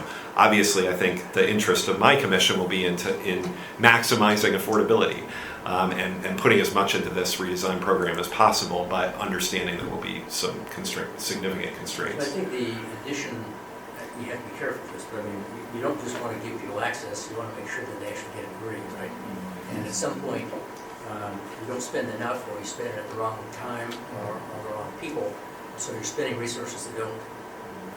So if you could get a system where if you were going to invest money, you knew they were going to come out, that makes it much easier to make the case to bump up the size of the investment. And so that kind of data would be really important to the level to contribute to it. And I also wonder about, there are some institutions who are better at getting results with underserved students than others, and I don't know if there's some incentive for that, so it might inspire some of our institutions who struggle with that to recognize that if they did better at that, they have access to more resources to support their tuition. Mr. Chair, Nicole, I'll just take that as an opportunity to flag other work that the HEC is launching now. It's been underway for several years with community colleges, launching now with universities to change how we allocate the larger amount of state dollars, the underlying institutional funding that the state provides, partly on the basis of outcomes and with a particular priority around completion of, you know, student success for underrepresented students. We're beginning it. We'll have more to say about that in a few months. Great.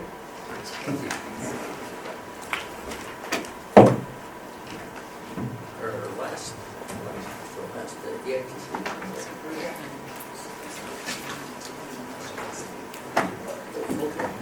All right, so we're going to take a 10-minute break. All right, let's reconvene, and our next agenda item is a report from the Engineering and Technology Industry Council.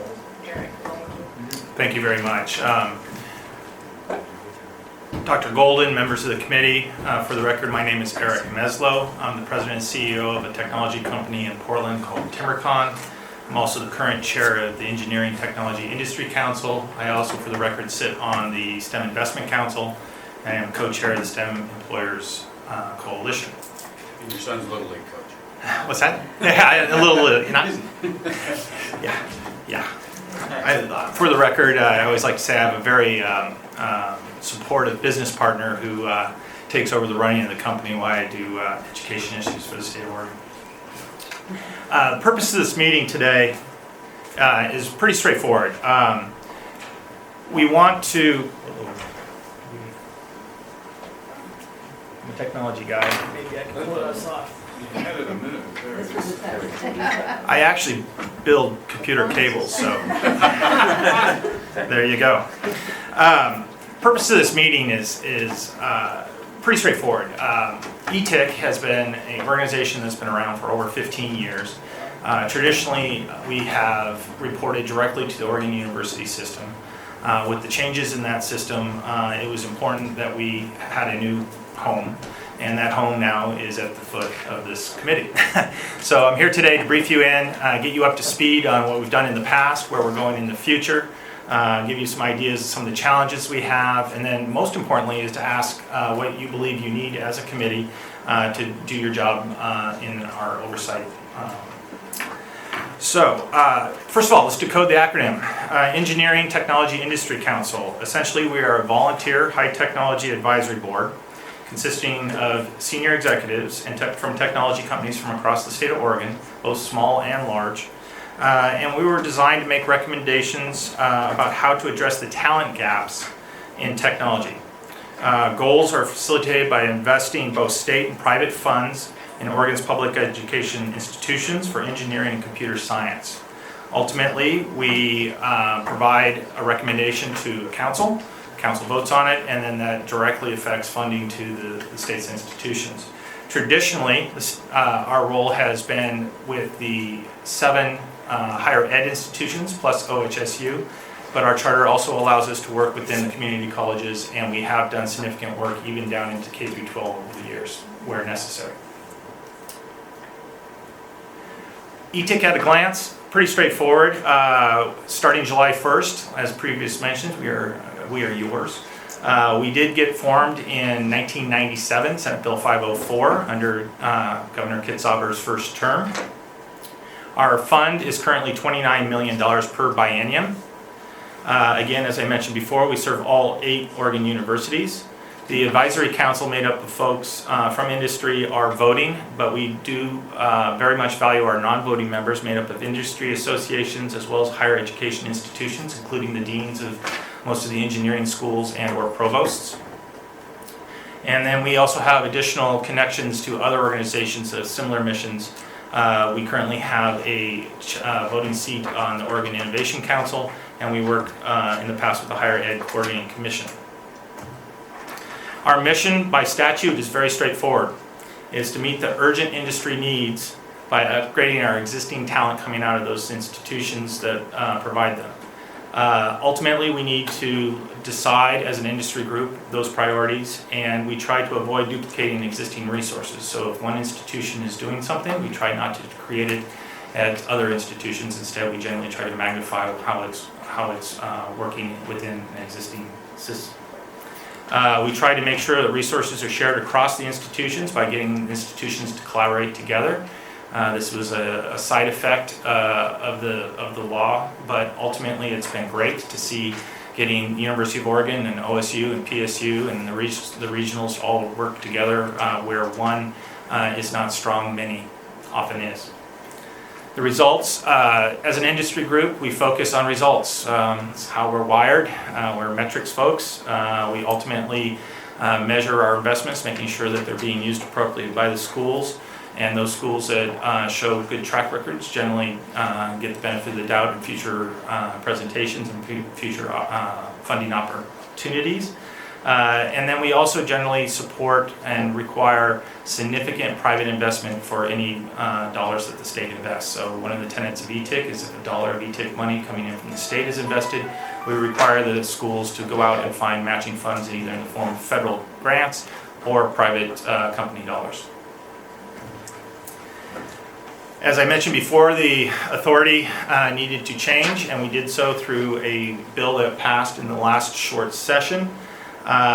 Ultimately, ETIC believed that the OIB was the right choice because it provided a safe harbor as a lot of higher education decisions are being made. ETIC, where it needs to be placed, what our mission is moving forward.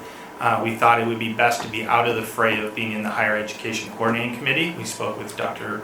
Golden about this, and we spoke with Ben Cannon about this, and ultimately that is what was decided as the best tact. Ultimately, we are seeking a long-term home, and we're spending this time in our safe harbor and calm waters to figure that out. And that has lots of different possibilities. Some are essentially staying similar to our mission, but there are some very interesting things that are going on in regards to expanding our mission and placing ourselves as part of the STEM Investment Council, for example, or in a variety of other locales. As I mentioned before, we're currently at about $29.2 million per biennium. That money, if you were to look at it closely, is broken down into two types of investments. About $22 million of that money goes into supporting long-term faculty track salaries within the institutions. ETIC was all about building capacity for about the first 14 years of its existence, and that requires supporting those faculty after the hiring process is complete within the institutions. About $7 million of the money is used as essentially a greenfield investment fund, where we go in and make short-term investments in the institutions to take away roadblocks or barriers for schools to implement new programs that the industry believes that are required. That is where the ETIC Council feels like they provide the most value, where we look at these needs that the state may have and ultimately working with the institutions to come up with creative ways to break down barriers, leverage money, and ultimately meet the state's needs when it comes to graduates. In September of this month, ETIC will be coming to this council to recommend our FY 2015 funding allocation. That is currently under negotiation with the institutions. We've been working with Ben and the schools and coming to agreement on how we believe the sustaining money, or the $22 million, should be allocated amongst the schools long term. And then the $7 million of greenfield investment is actively being worked by the council in regards to those investments for the next biennium.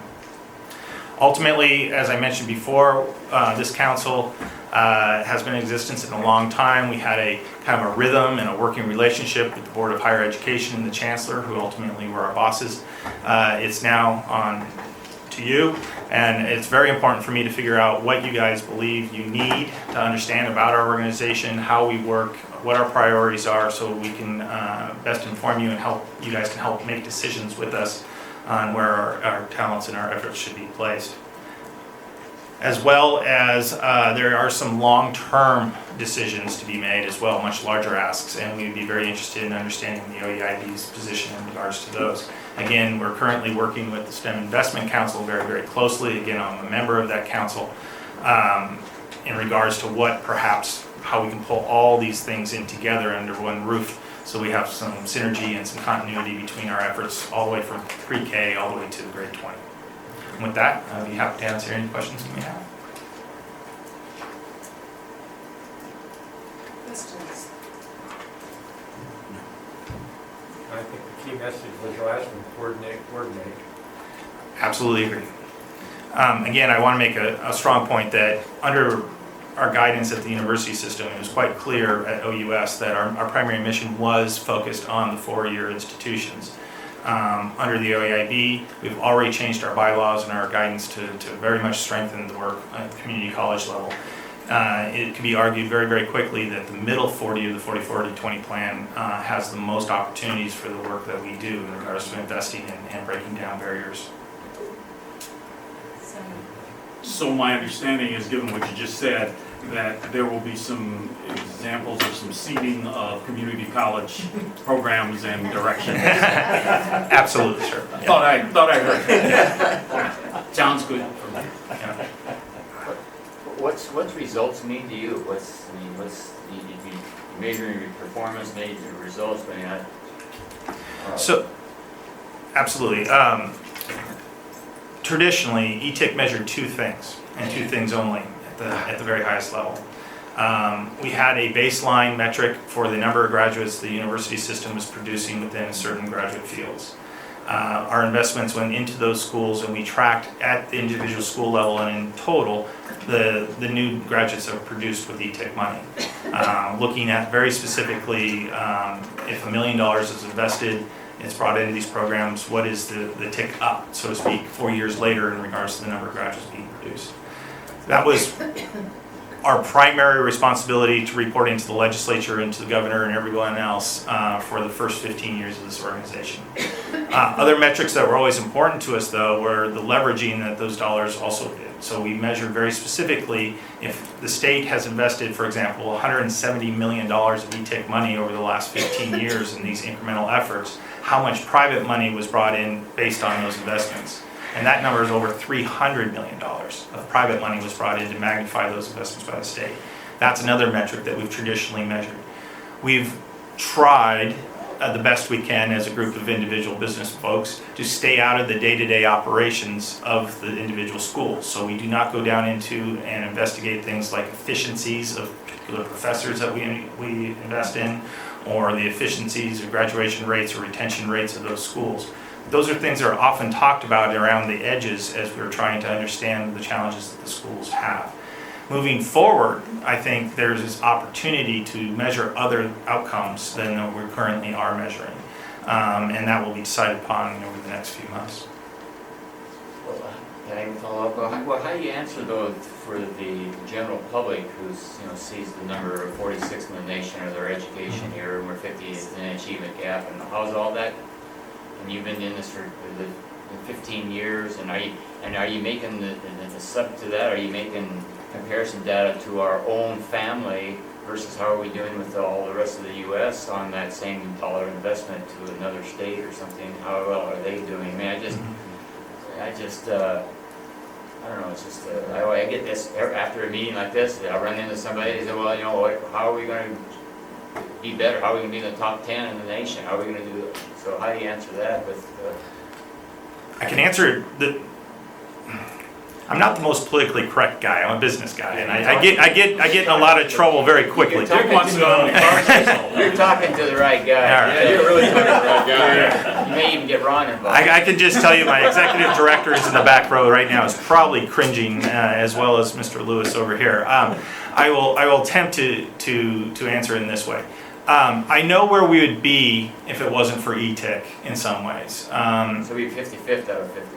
Quite possibly. One of the most practical things I can say that would have an impact. Portland State University would not have an engineering program at today's date if it wasn't for the ETIC funding over the last 15 years. The state of Oregon has systematically divested money from the higher education system over the last few years. ETIC money in many ways was meant to plus up those budgets, but in many ways it became a lifeline for many of those institutions. We have absolutely become a third of the operating budget in many of the institutions for the schools of engineering, which was never intended to be our purpose. But ultimately, industry fought hard for those dollars within each legislative session to be able to compete. So to answer your question, yeah, we have a lot of work to do. We're 46th in the country. I would say that our engineering schools are much better than that. OSU has a very large school in the number of students being produced. I can tell you that the gap for industry within the state of Oregon is huge in the number of students that we need to come out of those institutions and be employed in the state of Oregon. My peers have massive numbers of job openings that we're currently having to go out of state to get. The problem is there. $29 million sounds like a lot of money incrementally, but I think you can hear that only 7 of that is actually incrementally making any change in the state of Oregon per biennium, which is nothing in these organizations. So if I were to really take off my hat and start dancing here, I'd tell you that what the state needs to do is double down, triple down, quadruple down in regards to its investments in these high value degrees that are going to move this state forward while giving opportunities to our citizens. I can tell you we do a great job with what we're given. We fight for more every session. We've been in a situation in the last 6 years, obviously, of fighting budget cuts as opposed to getting any new dollars to do new things with. But out of that comes an interesting situation where we now have the OEIB, we now have the HEC, we now have a governor and a legislature in place that are interested in doing something around STEM and doing something very creative. So I've been doing this about 10 years. This is the first time in those 10 years I've seen all those organizations or all those interest groups aligned. We also have a very strong economy in this area, so that the industry folks are aligned behind it very strongly. The end result is I think there's a great opportunity here that we're staring down, and personally, myself and everybody on my council, as well as folks on the STEM Investment Council, are interested in pushing forward and doing something dramatic here in this next biennium. So Eric was asking if we needed any more information, background, or guidance, because we'll be making a decision about the funding allocation in September. For my own part, the report was really well done and answered all the questions that I had, so thank you for that. Well, my ED is fantastic, and Laura McKinney did a fantastic job. I mean, when I read it in its rough draft form, I was like, she got it, right? And she's only been on the job a year, and she absolutely understands the issues that we're dealing with and is helping us guide through a difficult and political process. I mean, this is a lot of change coming to a lot of people, and it can be difficult, but ultimately, an industry council that's volunteer isn't there to be quietly do whatever the crowd wants to do. We're here to balance what our needs are and to push a little bit. And again, I apologize if I'm not the most politically correct person in the world, but at the same time, I think we need a little push here and there every once in a while. Chair, does ETIC give a briefing for the state legislature? Yes, Okay. consistently. Higher Ed Board, or the Higher Ed Committee. In lieu of it, we've done the main ed committee as well as I make sure Ways and Means understand what's going on as well. Good addition. Yeah, I think the way you concluded and what Ron came up with initially was really, I think in my mind, continued funding, increased funding is tying to the STEM work. I mean, to me, I learned a lot today, but I can't help in my mind, I'm just on the superficial level that I got today, how does this align? How is this not one, this is obviously an older initiative, but how is it tying into the new initiative? What kind of funding, what's the potential? Well, to me, that's the answer. Well, that's what we're working on right now. I can tell you right now, if you look at those open STEM jobs, engineers, the thing that we've traditionally been worried about at ETIC, isn't in the top 5. You got to go right to healthcare, manufacturing, and other industries. And you have not just 4-year degrees, but this is very important, you have certificates and you have these 2-year associate's degrees. And that's why we believe a mission moving forward is deeper in regards to us working with different levels of education, but also broader, working with healthcare and higher manufacturing, and perhaps if we can get the right group together, agriculture and forestry, which are all critical industries that use technology in everyday life. And are getting that format with the Regional Achievement Collaborative, Yes. the regional solutions, it's combining those would be the avenue for the regional implementation. And it's important to know that although our focus at ETIC has always been higher ed related, we understand the pipeline very, very specifically. We had an organization within our own group called OMAP. OMAP funded things like WordTalk, the robotics, Saturday Academy, and all these other after-school programs to try to get that pipeline full of kids that could arrive at the universities and be successful in these very challenging degrees. What I'm excited about now is OMAP was getting exactly about $1 million per biennium to do that mission. We now have STEM Investment Councils who's here to ask and talk about real impactful budgeting numbers. And so I'm really happy to see that part of the mission to get included in the STEM Investment Council. So thank you, and we'll look forward to seeing you in September. Thank you very much. Let's move on to the Chief Education Officer evaluation process. Julia. Thank you. So if the board members look at tab 6, you'll see the final process for the Chief Education Officer evaluation. We had this, I drafted this at the last meeting. We indicated that people had recommended changes to recommend them prior to May 31st. There was no change last week. There was not additional feedback. So what this agenda item is really the last opportunity for anybody to provide the subcommittee, which is Dick, Kay, and myself, with any additional thoughts or recommendations before we embark on the process. As you can see, there's a timeline laid out. There's 2 phases. There's a self-evaluation, and then there is a board and key agency leaders and staff component to it. Assuming approval today, we'll start the process, we'll be contacting individual board members, and sticking to the timeline that's outlined here. Does anybody on the board have any questions? I didn't know if there was any opportunity to at least solicit input from others beyond that. I mean, there's nothing here that lets an individual school superintendent or, somebody that's been kind of at the other end of dealing with us. And so I know we can't go out and contact all of them, that's not realistic, but is there some way to publish a notice or something, anybody who's got something to say, send it to Julia? Ron, I was thinking exactly the same lines that, I think it would be all very, very positive from my take on the job, what Nancy's done, but I'm thinking the whole education community isn't really represented here. You've got board members, you've got superintendents, so you're talking COSA, OSBA, whether or not it's a huge event of surveying, I wouldn't necessarily encourage that, but maybe it's a focus group type thing where we give an opportunity to provide some feedback, or even they synthesize a report or something back. So one of the things, the reason why we landed this list, so I'm open to either a focus group or some general, of course, if anybody had any input, we accept it. Right. One of the thoughts is that this board is a fairly representative group, and that we would likely look to individual board members to, they come obviously with their own personal point of view, but they're also likely to be able to represent other members. For example, I would expect that Hannah Mandarin would bring sort of a teacher's perspective there. So we did consider that as something that we would not just be getting the board, but we'd be getting the board and all the multiple perspectives they may bring, and the people who they may do focus groups, so individual board members could also ask.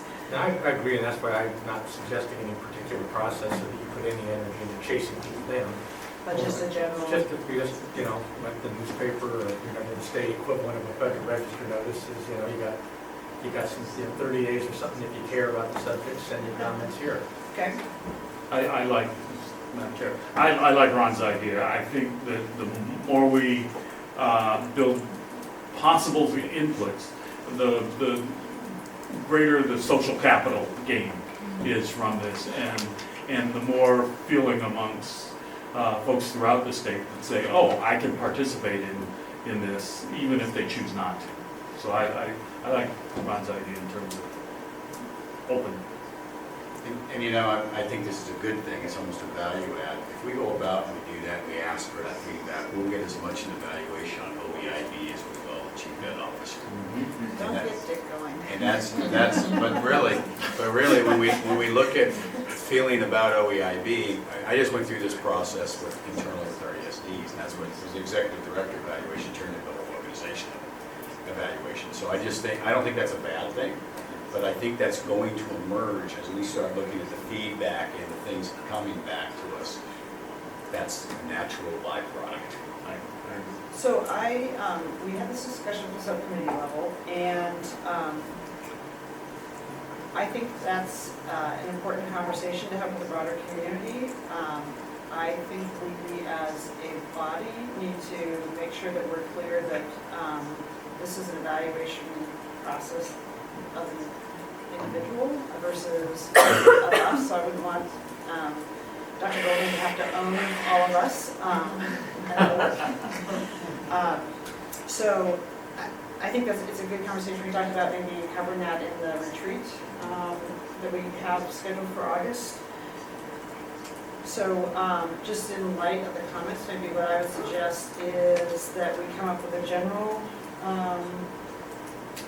some opportunity that people could, the public, if they wanted to provide feedback, could. And then I could also, I'll ask individual board members when we have conversations with them around evaluation, if they have individuals they would like us to stick with as part of the process. Be careful about that last part. If we start giving you a list of here 20 people, I think you should call, you're never going to get that. Well, we're not, kind of I'm not committing to speaking to them all, but I think if there's a representative sample, or if we feel like we're missing, there's some sort of gap. And the other reason why I wouldn't commit is really it's one of our primary responsibilities as a board. So we need to own both the process and the contents of the evaluation. In terms of owning the process, Madam Chair, I'd like to move this forward. Second. Any further discussion? All those in favor? Signify by saying aye. Any opposed? Okay, thank you. Next, Julia. Nancy, preparing for the retreat. Okay, well, Julia, you kind of started us off on that a little bit. If you look under tab 7, this is just draft. OEIB team started thinking about things we wanted in the retreat, but what's really important to me is that it's your retreat, so I'm going to go around and ask each of you. Julia, when you were talking about the evaluation, is it the public feedback you were thinking of in the retreat when you? No, what I was, had conversations about the evaluation, since our committee's assignment is primarily evaluation of the chief education officer.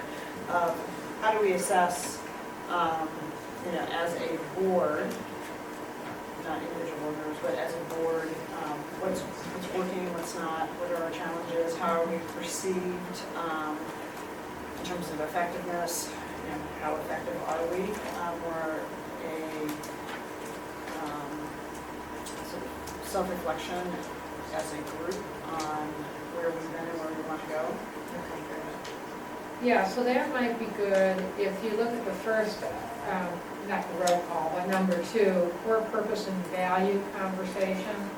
I think you could combine these two, because what that's really about is, again, we articulating the purpose of OEIB is, you'll have had by that time sort of my self-assessment of all the policies we think we've brought forward and stuff like that in terms of, but now it's a question of, what's really, from your perspective, seeing what we've done, what is really the value of OEIB, and what are we all going to commit to as the value? And we would bring some documents to you that articulate, this was a law that passed and what was assumed, and then what we've also committed to. So that would be one suggestion. Then the second, I'll just go through this and I'll go around to each of you. The second is we do have a strategic plan, and it does have kind of red, yellow, or green. How are we doing in terms of meeting the strategic plan? I also have my own plan based on helping you accomplish your plan, so we could look at that. We thought there were 2 things that, because we're not having a July meeting, we thought were important to talk about. One is the statewide longitudinal database, just because it's part of the law that we created that. I would say it's time to get it done, I would say that. And then the second is the Minority Teacher Act, and we look at quality as being, equity as being a major, what we would call umbrella, an important thing to us. We have heard so many times about the importance of getting teachers that reflect our students, and we've been working on that, and there's a report due, but we really would like to just share that with you as part of the strategic plan. Then, another job of the OEIB is barrier analysis. So what we would have is, you would have already talked about your value and core purpose. We would have looked at a strategic plan, and we would provide to you a document that, based on the policies or investments that we believe we are making or have made, how are we doing on overcoming barriers, and what barriers remain. I think if you just looked at the presentations today, if much of this was implemented, we'd be overcoming some barriers, but some barriers still do remain. So we think that's a big part of the conversation. The next part is really, we're in the middle of the budgeting process, and we're working, this is a process that's really led by Danny in the governor's office, and also it's a partnership with all of us. Across the pathway from birth to college and career. So We will have policy recommendations, and then we'll actually have investment recommendations. Now, those investment recommendations will go through your committee, Outcome and Investment Committee, but that's a subcommittee of the whole board, so we do want to bring them all to you. We want you to be able to prioritize them and have a deeper conversation about that, and that's part of a longer process we've shared with you before. And then, we always want to think about just expanding board member engagement. What do you need from us to keep you feeling as engaged as you could possibly feel? And we've been working on this year, but it could probably get better, in terms of our responsibility to you. So those were things we suggested. So can we go around and just see, starting just with the board. So Nicole, you look like you want to speak. I think the agenda items under the strategic plan are great. I actually think it's probably time to really update our strategic plan goals on equity. Those goals were created prior to having the equity lens, and I think I would just encourage us to just probably update, all of that. I think it's probably time for more of a concrete element in the strategic plan that engages equity across the Q20. So I think that'd be a wonderful part of the conversation. I also, really support the two call-outs you have. And everything else is good. Pretty much echoing what Nicole said, and for me, number 4 is a biggie in terms of barrier analysis, because sometimes you start down a course of action and you think you know where the barriers are, and you think you have something to negotiate them, and you realize that you probably need something else or more of, or maybe a bulldozer to remove that barrier. So I like what you've got here, and I see this as being a very good way to spend our time. Nancy, I really liked the scorecard that you gave earlier in the fall. We saw what we were doing, how far we've come along, how much work we have. I'd like to see that, and really hit our indicators that we're here for, those transition points. What's our plan? What's our data for the KRA? What do we hope it'll be next fall? Where are we with 3rd grade reading? What do we hope it's going to be next fall? Where are we with high school graduate, etc. I'd love to see the concrete data points. Where are we? What are our targets? And the scorecard encompasses. I also think we need some strategy for 2000, we sunset. Where are we with that? What's our strategy from OEIB's perspective on our future? I think that bears a conversation at the retreat. I think we should really review our subcommittee structure and just check in with the staff. I would like to hear how the chairs feel about how it's going. I'd like to hear how the staffers feel it's going with our various subcommittee work. Then I do think also we're at a point where, we started this with 4-year terms. Do we have a sustainability plan? That kind of gets into the 2000, the sunset conversation as well. Is what's our sustainability plan? We've had varying rates of attendance, participation. People are busy. I do think it's time as a board we take a look at that, and that which gets right into the subcommittee work as well, is our engagement and our sustainability.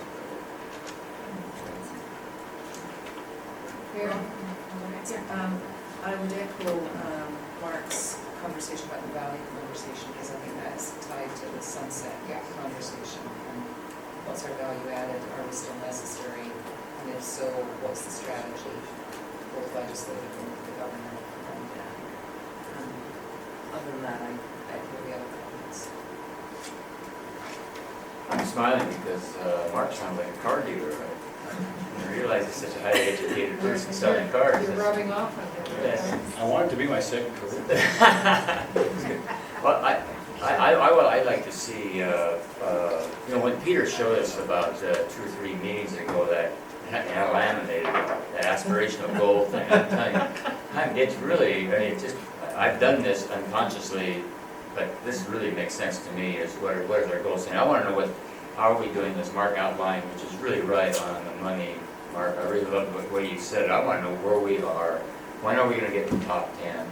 This is a question I'm asked all the time outside of this room.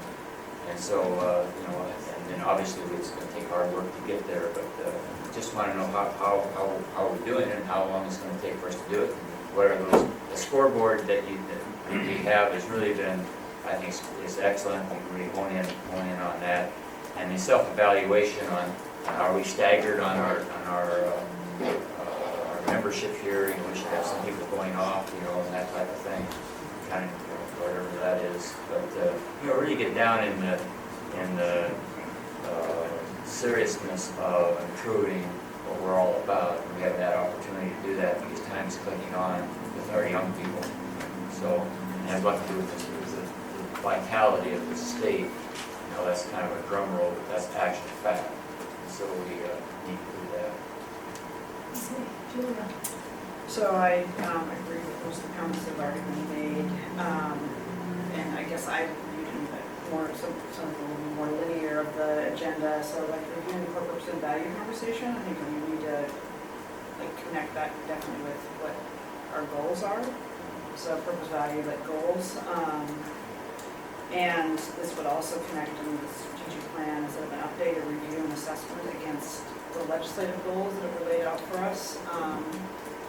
So I just think there was expectations relating to alignment, integration, this sort of seamless system. So how are we doing against that? And just to sort of follow along with that, the barrier analysis. I have the second half would be strategies to overcome.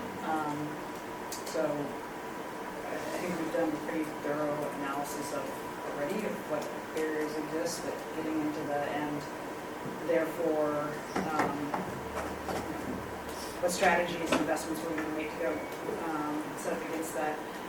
And I guess a larger sort of philosophical question is the value add.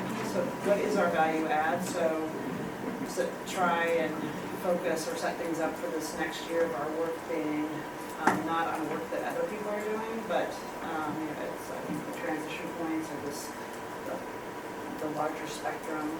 And milestones would be the key piece, but sort of try to get rid of some of the work that's duplicative of other bodies.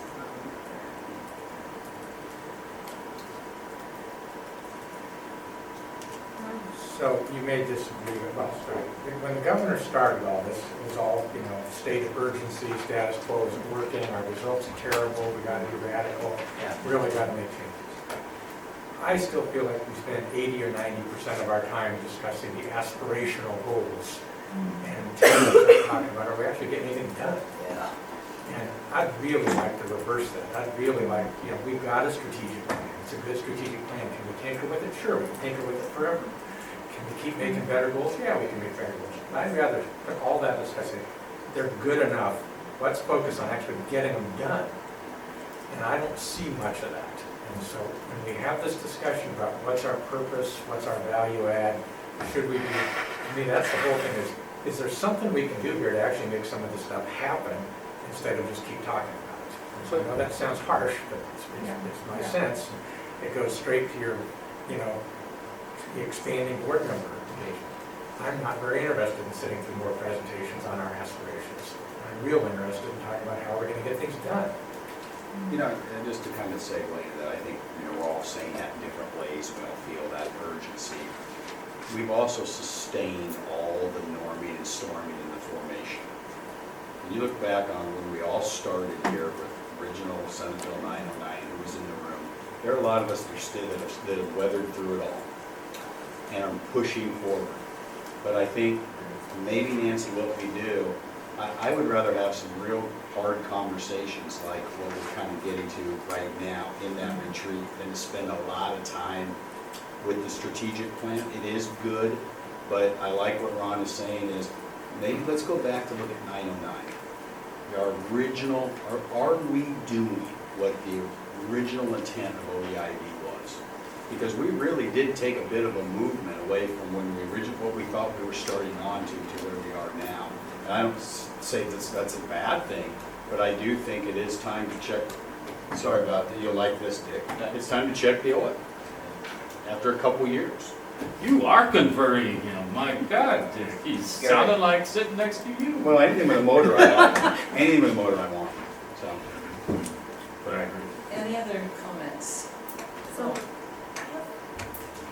very well formed thought, but it would be really nice to just think about building some portion of the agenda to really spend some time reflecting and thinking about how the last 4 years of work are sort of being experienced by parents and families and communities, and just how some of our aspirations and thinking are being received really at the school level. I don't know what that looks like or what that feels like, but as someone who's going through the process of signing up and starting kindergarten at North Portland Elementary School at PPS, and just see what they're experiencing every day and being a parent in that process, it's really clear to me that at the ground level, there's lots of places where folks have no idea that any of these conversations are happening.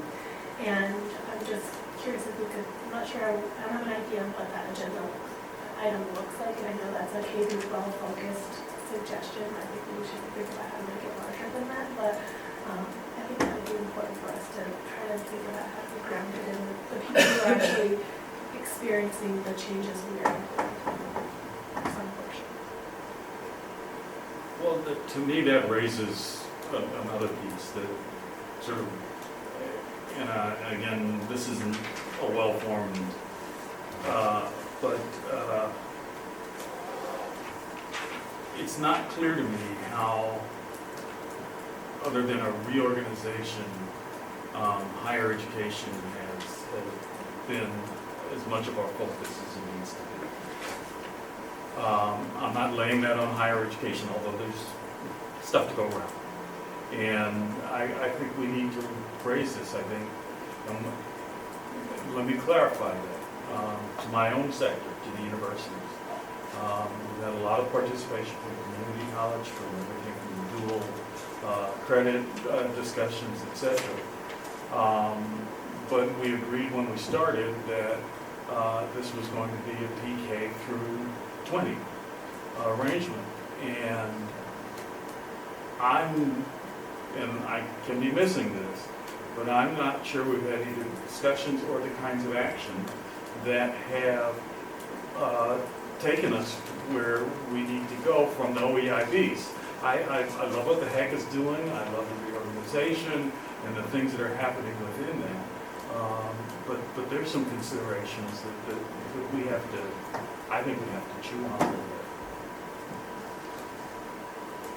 Well, I got feedback. Yes. You shall receive. We've got about 3 or 4 day Well, retreat. yeah, how many days are we on? No, 6 weeks. I really do appreciate it, and I see how big chunks of these can fit together. What I'll do is, I'll bring back a revised proposal and the amount of time I think it would take to do that. And then if we all can't fit it into what we think is probably a long day, then otherwise what we can do is I can really start showing if we can't fit everything in there, how could we move it through the meetings in some way. So I really do appreciate the feedback, and I'll get back to you next time. So That's we'll- Next time That's is- August Oh, the next 12th, time right? is retreat. Is the You retreat will be 12th. hearing from me. Yeah. With, We'll leave I'll it put in your together the- capable hands. Okay, yeah. You'll be getting information about the retreat. You'll see there if it reflects your input, but it will, so. Thank you, everyone. So now we're moving to subcommittee updates. And first is best practices and student transitions. And Mark, I understand you're going to report on behalf of that one. Yeah, make it just really quickly. We had a productive meeting today, even though it wasn't that well attended. We did have some great participation on the phone. We really hit a couple things. We had a presentation from the Developmental Education Work Group with Elizabeth Cox-Brand. They have been working throughout the year and have just done a great job dealing with the issue of remediation. How are we going to move away from what's not working with our students as they get through the system and transition to higher ed? So they have some great recommendations. I think we're all excited for it, ready to finalize that and roll that out to us.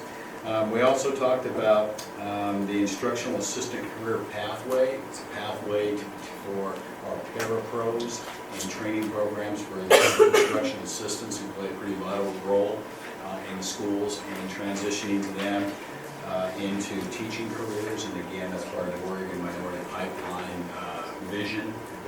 We we have our teaching force, our parapro force, and it's more representative of our kids.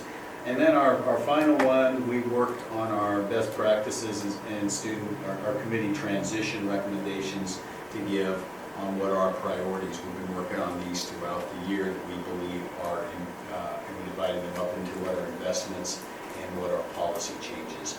So we are just about getting there. Hilda has been amazing as far as getting these docs to us, and it was a productive meeting. We're ready to move forward. We're looking forward to sharing our recommendations with you. Thanks, Mark. Any questions for Mark?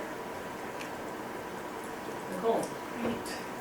I'm going to take a little bit of a longer time period because I actually want to take a moment and share and solicit feedback for a policy recommendation that has been created by the Equity and Partnership Committee. Most of you were here when we invited several groups to come and present on GED and the opportunity for GED completion, as well as the changing standards for what is now known as the new GED and the GED honors system. And I want to start by saying, first and foremost, that as our Equity and Partnership Committee has worked on this, we have always been very clear that our first hope is, of course, that we will improve K-12 so that we will not have an issue where we are losing lots of youth, and it is not our desire to create another system that will somehow take the place of K-12 and successfully graduating our Oregon youth. The reality is, though, that 1 out of every 4 Oregon youth are not completing a high school diploma or a GED in 5 years. And certainly we can understand that in order to reach 40-40-20, students must first complete that high school diploma or that GED diploma. And so even though GED is something that's very important to the success of the entire OEIB, it certainly does not just live within the Equity Committee. We decided to really take it on as an important issue because students of color and low-income students are so incredibly overrepresented in the population of students who do not have the opportunity to complete that 4-year degree. Essentially, what we have outlined under the leadership of Peter is a policy really reflecting a series of beliefs, a series of recommendations, and an outline of some strategic policy investments. Essentially, what we've laid out in this policy recommendation is our sort of best work to this point, and we also recognize that we really need your continued input and perspective. We had a working meeting last week, and the document that you see before us is entirely different than the document that we started with. Nancy and her team does a great job getting materials out to folks way ahead of time. We were still working on this yesterday afternoon, and we suspect it will continue to evolve. As I said, we're really looking for your feedback because we would like to really adopt this policy at the next full OEIB meeting. And after today, we would also like to really go out and speak with a variety of business, industry, education, nonprofit, and community college stakeholders and continue to really get their feedback as well to improve the document. What we've really outlined is a vision that recognizes the current state of affairs, which is 1 out of 4 students not completing in 5 years, and also this recognition that this is an important pathway to reach 40-40-20, and really a clear perspective that the ultimate goal for students within what we refer to as a shoreline is really career and college readiness. And it's certainly our perspective that students completing their GED would not just be oriented to the 20% of the 40-40-20. We think it's very important that they are reflected across. The other thing that's really important to recognize is that the GED and the GED honors program, it is the credential that Oregon has identified. We have no other credential outside of high school diploma, so I think that's an important clarifying point. And so with that, we have really looked at creating that vision, being really clear about OEIB's role in this work. While we think there's a significant need to provide leadership and create alignment around all of the systems to work together, we also recognize that we are the policy body, and many of the recommendations that we're actually making would really depend on other partners and other systems making some of those improvements. The other piece that's important is that we rely heavily on the work of Kate Brown and her team, as well as City Club, and really incorporating their recommendations. So this is not all our original work. And similarly to the Equity Committee, we created a variety of belief statements that we really reflect or begin to reflect the best thinking about what our young people in Oregon deserve. So rather than reading through the whole document, I'm actually going to focus on those belief statements. And so I'm going to go through some of the ones that I think are really important. And so let's see if we can just turn to the second page.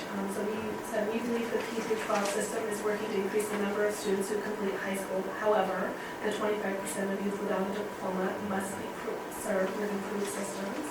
We believe that a significant number of opportunity youth require more and better options to demonstrate high school content attainment and achieve college and career readiness.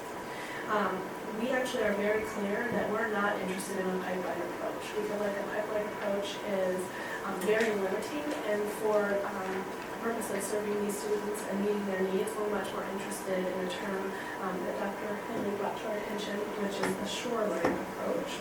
Which is what? Multiple points of access, multiple points of egress.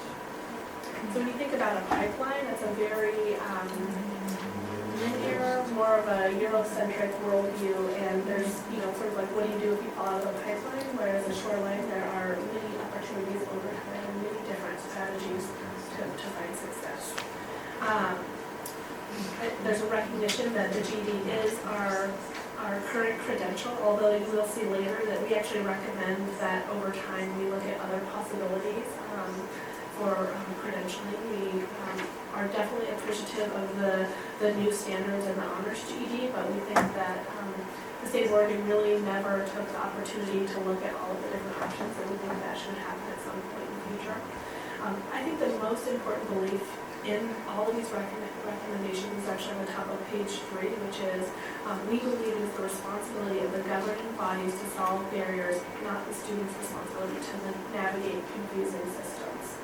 And I'm not going to read through the rest as I'm exceeding my time, but I think it would be important for board members to look at those. It's very possible we have missed important belief systems, but you will see in summary that we have made some clear statements about the importance of higher education as a partner, the importance of really rebranding the GED so that it's something that people understand the value of, and that there's a pathway beyond just completing that GED to other certificates in higher education. Then you'll see that we actually went through and created a series of recommendations, some of which would be under the purview of OEE, but actually the majority of these recommendations would actually be best implemented by CCWD and other important partners. And then you'll see at the end that we're actually proposing 3 resource recommendations. The first being to create, this is actually a resource neutral recommendation, but really this recommendation to create stronger leadership and alignment.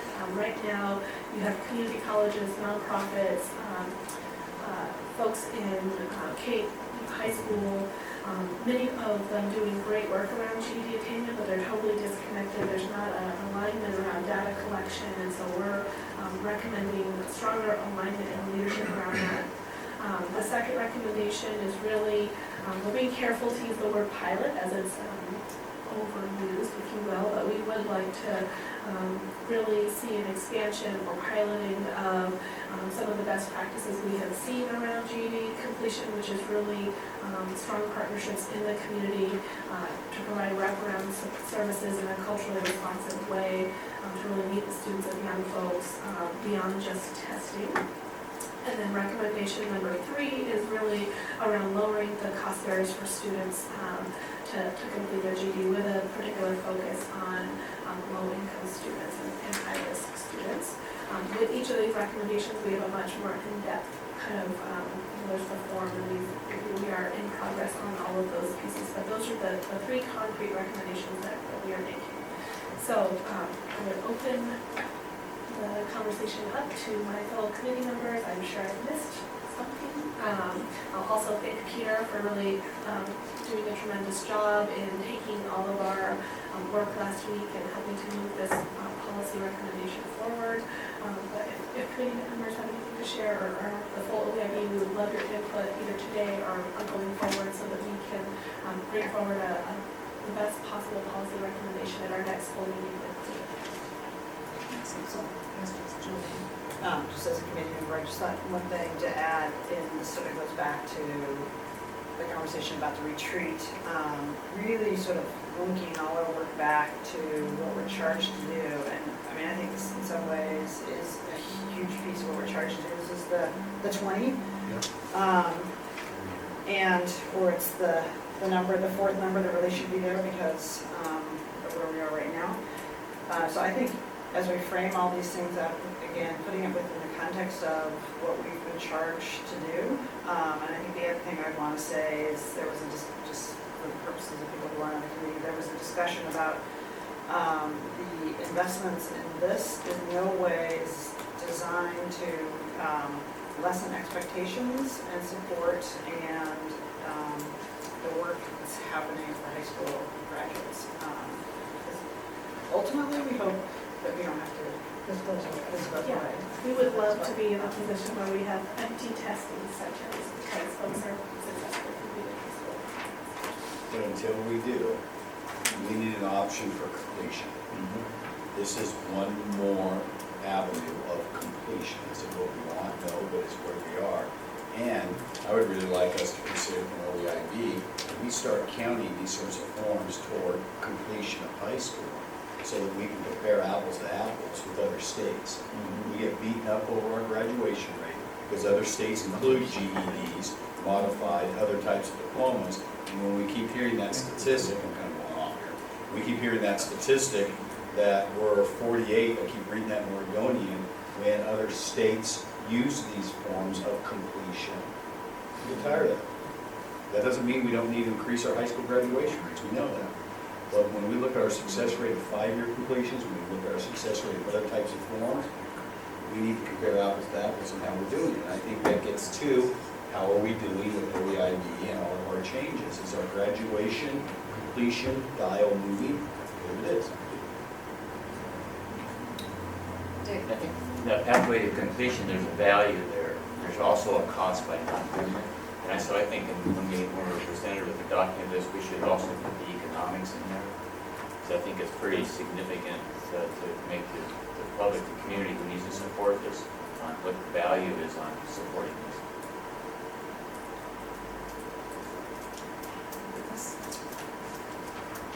Next one, I'm sure you'll get feedback on this. Outcomes and investments, Dick. Yes.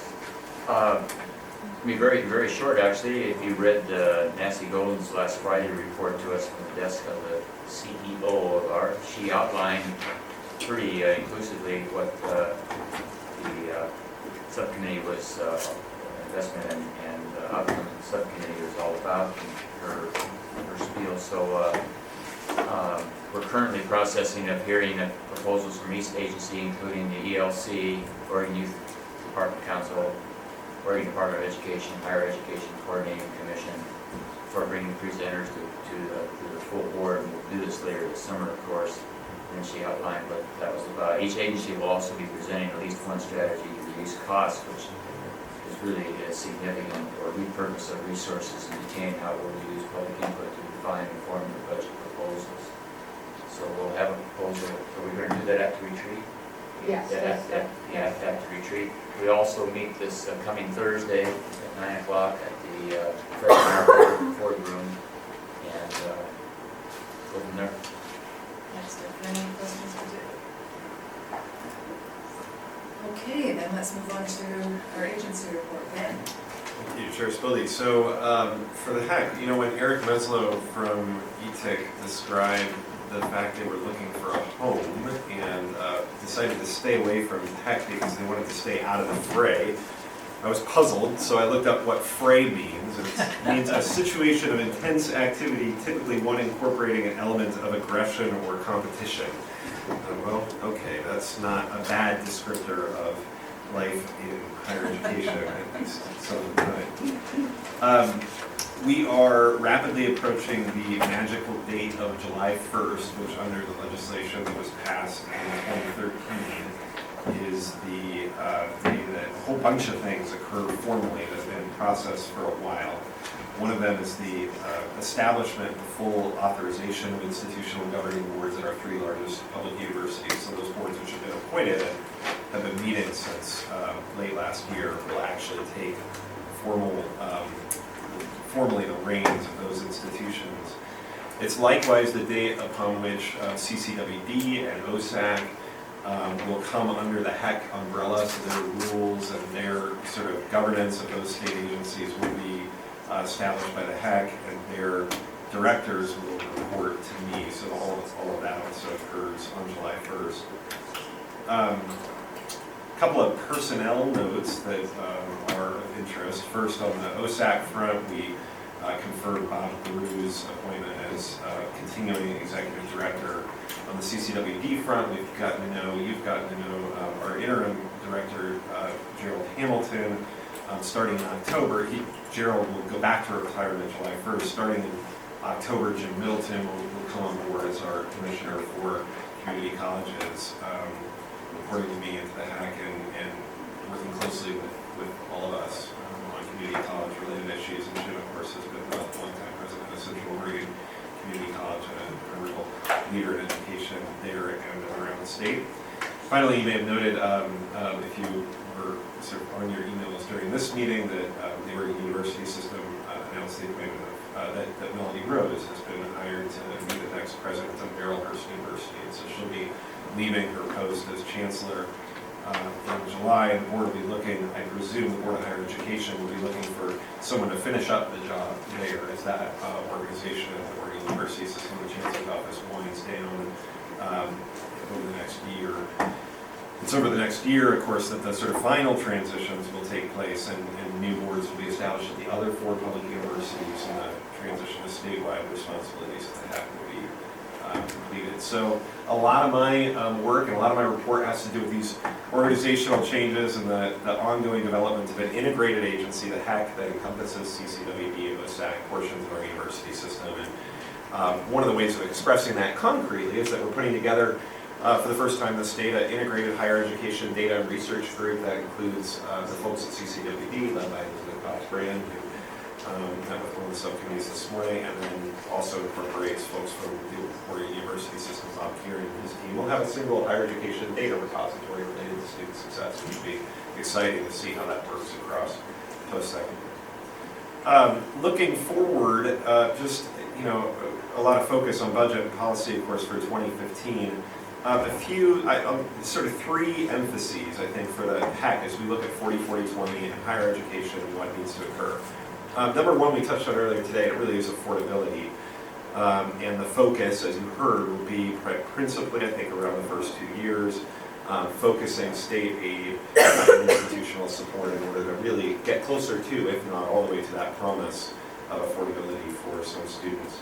It's likewise on capacity. 40-40-20 demands more students in higher education and more capacity, and that's likely to be expressed by the HEC through in part through our recommendations for state investment in capital at community colleges and universities.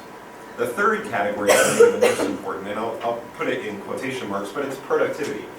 Because as institutions become more successful with the students who they have, so as the Oregon University System schools increase their retention and completion rates from today's 55% average to, say, 60%, the national average, actually national is more like 57, 58, even a 2% increase in completion rates will buy down the cost of that capacity expansion and frankly make it more affordable too, because students will have fewer students who are graduating with or leaving school with debt and not a degree. So a lot of emphasis on the productivity piece.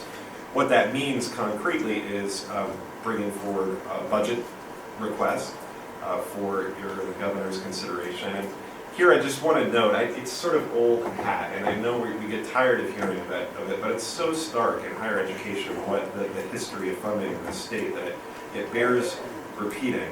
We have flatlined, if you look at actual dollars back in 1999, 15 years ago, it's the same amount of state investment today as in 1999, not inflation, it's absolute dollars. Meanwhile, enrollment has is up 54% in our universities and more in our community colleges. So that's what we're looking at, massive increases in enrollment, flat state funding, and of course, that will be reflected in a budget request, I think that at least suggests to folks that we're going to need to invest more in order to reach the outcomes. But there's also, and so that's sort of the how much question, but then the HEC has this unique responsibility to decide how to allocate resources to our institutions. So at whatever level, what do we get? How do we allocate it? So for what are those dollars spent? And here the work underway is to adopt by the end of this year changes to our allocation formulas for community colleges and public universities that shift at least in part and over a period of transition time from enrollment to outcomes so that there's a more clear direction of state resources towards outcomes. And we think, as a strategic matter, there's a relationship between the two, that funding more clearly in outcomes is also likely to build a better case for increasing public investment in higher education. If all of that is sort of too squishy and abstract as it is, I know when I go home and try to tell my 6-year-old about this work, she gets a little rudely and inspired. But a couple of really exciting things happening this spring, very concrete, that the HEC is helping to lead. One, a FAFSA outreach and completion project, so the federal application for federal student aid, free application for federal student aid, we're working with 10 high schools. This actually work's winding up now to engage and connect with more Oregon students, particularly underrepresented ones, so that they are applying for, in particular, the Pell Grant. It's federal dollars, it's not limited, it's only limited on the basis of income, but if you qualify, you get it. So we're hoping to see from this pilot project this spring an uptick in those schools of the number of Oregonians who are applying for federal financial aid. Working with the U.S. Department of Ed, so we're able to tell the schools who's applied and who hasn't, so they can better target their efforts. And then in the 14-15 school year, we'll be working with private and public colleges and universities on a pilot project around credit for prior learning, so that more students are being awarded credit in higher education for knowledge and skills and learning that's occurred at a workplace, in the military, or through other prior experiences, but not in a formal higher education setting. So that's some of what's already underway. Could talk at length about efforts around developmental education redesign, which was touched on earlier, some of the equity work, CTE support, and ways in which that's likely to be reflected in our budget funding requests. But I think I'll leave it at that for now, and I'm excited about the months to come as we move towards 2015. Thanks, Dan. Any questions, comments? It's a full plate we have. Okay, now it's time for public comment. I want to remind those members of the public who would like to speak that we have a limitation of 3 minutes. The board will not hear personal complaints concerning personnel in a particular agency, nor will we respond directly, but ask our Chief Education Officer to respond at her discretion. SEC full time, and Donna Coleman, welcome. Thanks. I'm Donna Cohen. I was a technology education teacher, and I have a master's in vocational education administration. The STEM discussion was very stimulating for me, and I've been sitting on a lot of feelings, and so I'm going to go off script somewhat, and I hope that you will indulge me if I just slightly go over. Mr. Saxton said that we make science and math unsexy. I want to tell you how we make it sexy.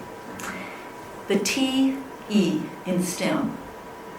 Engineering is the application of science and math to real life. It's using your imagination to design a real object to solve a problem. The technology is knowing the use of the tools, the equipment, the processes to actually build the project. I wish every high school could have a STEM facility in the center of the school with glass walls, at least in some places, so that every student in the school would walk by and see projects being built. That's the sexy. That's where the kids have fun, enjoy it, and find the reason. We're sorry, your conference is ending now. Please hang up. Okay. So that's where it's all math and science are brought to life, okay? By the way, I've discovered a lot of people don't know what a technology educator is, so I attached my expired license, my endorsement. We don't exist a whole lot anymore, which is a great problem, which I'm going to mention.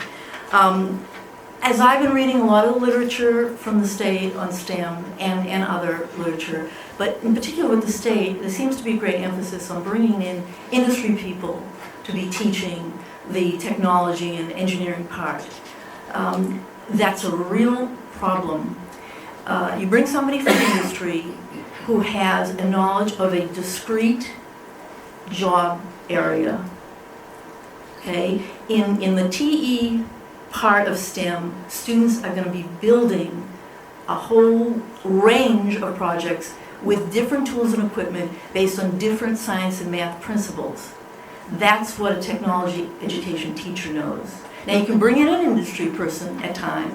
When I taught bridge building, I brought in a civil engineer to explain what he did and to show that real life occupation.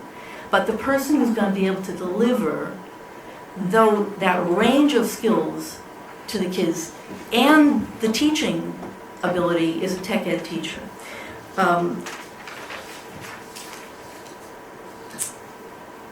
So I'm not going to, as I mentioned, I'm not going to read this. You can read some of the things I'm leaving out. So the missing piece of STEM, as I see it here, is the technology educators. And what can we do about that? First of all, we have to recognize it. I mean, people just literally, I talked to the principal of my local high school the other day. She had never heard of it. So we need to bring back just the consciousness of the fact that there are people who, like myself, who went to OSU and took not only professional ed classes, but classes in sheet metal and power mechanics and all the kinds of things that I've listed here. I've compiled from 3 different college programs in tech ed or tech engineering ed, same We're thing. at 3 minutes now, just so you know. Okay, I'm just about to wrap up. So, and it's also, we need to bring back a tech ed program in Oregon. Okay, a teacher training program in this area, and also make sure we have women and minorities represented in those schools. So that's basically it. Okay. Thank you very much. Questions or?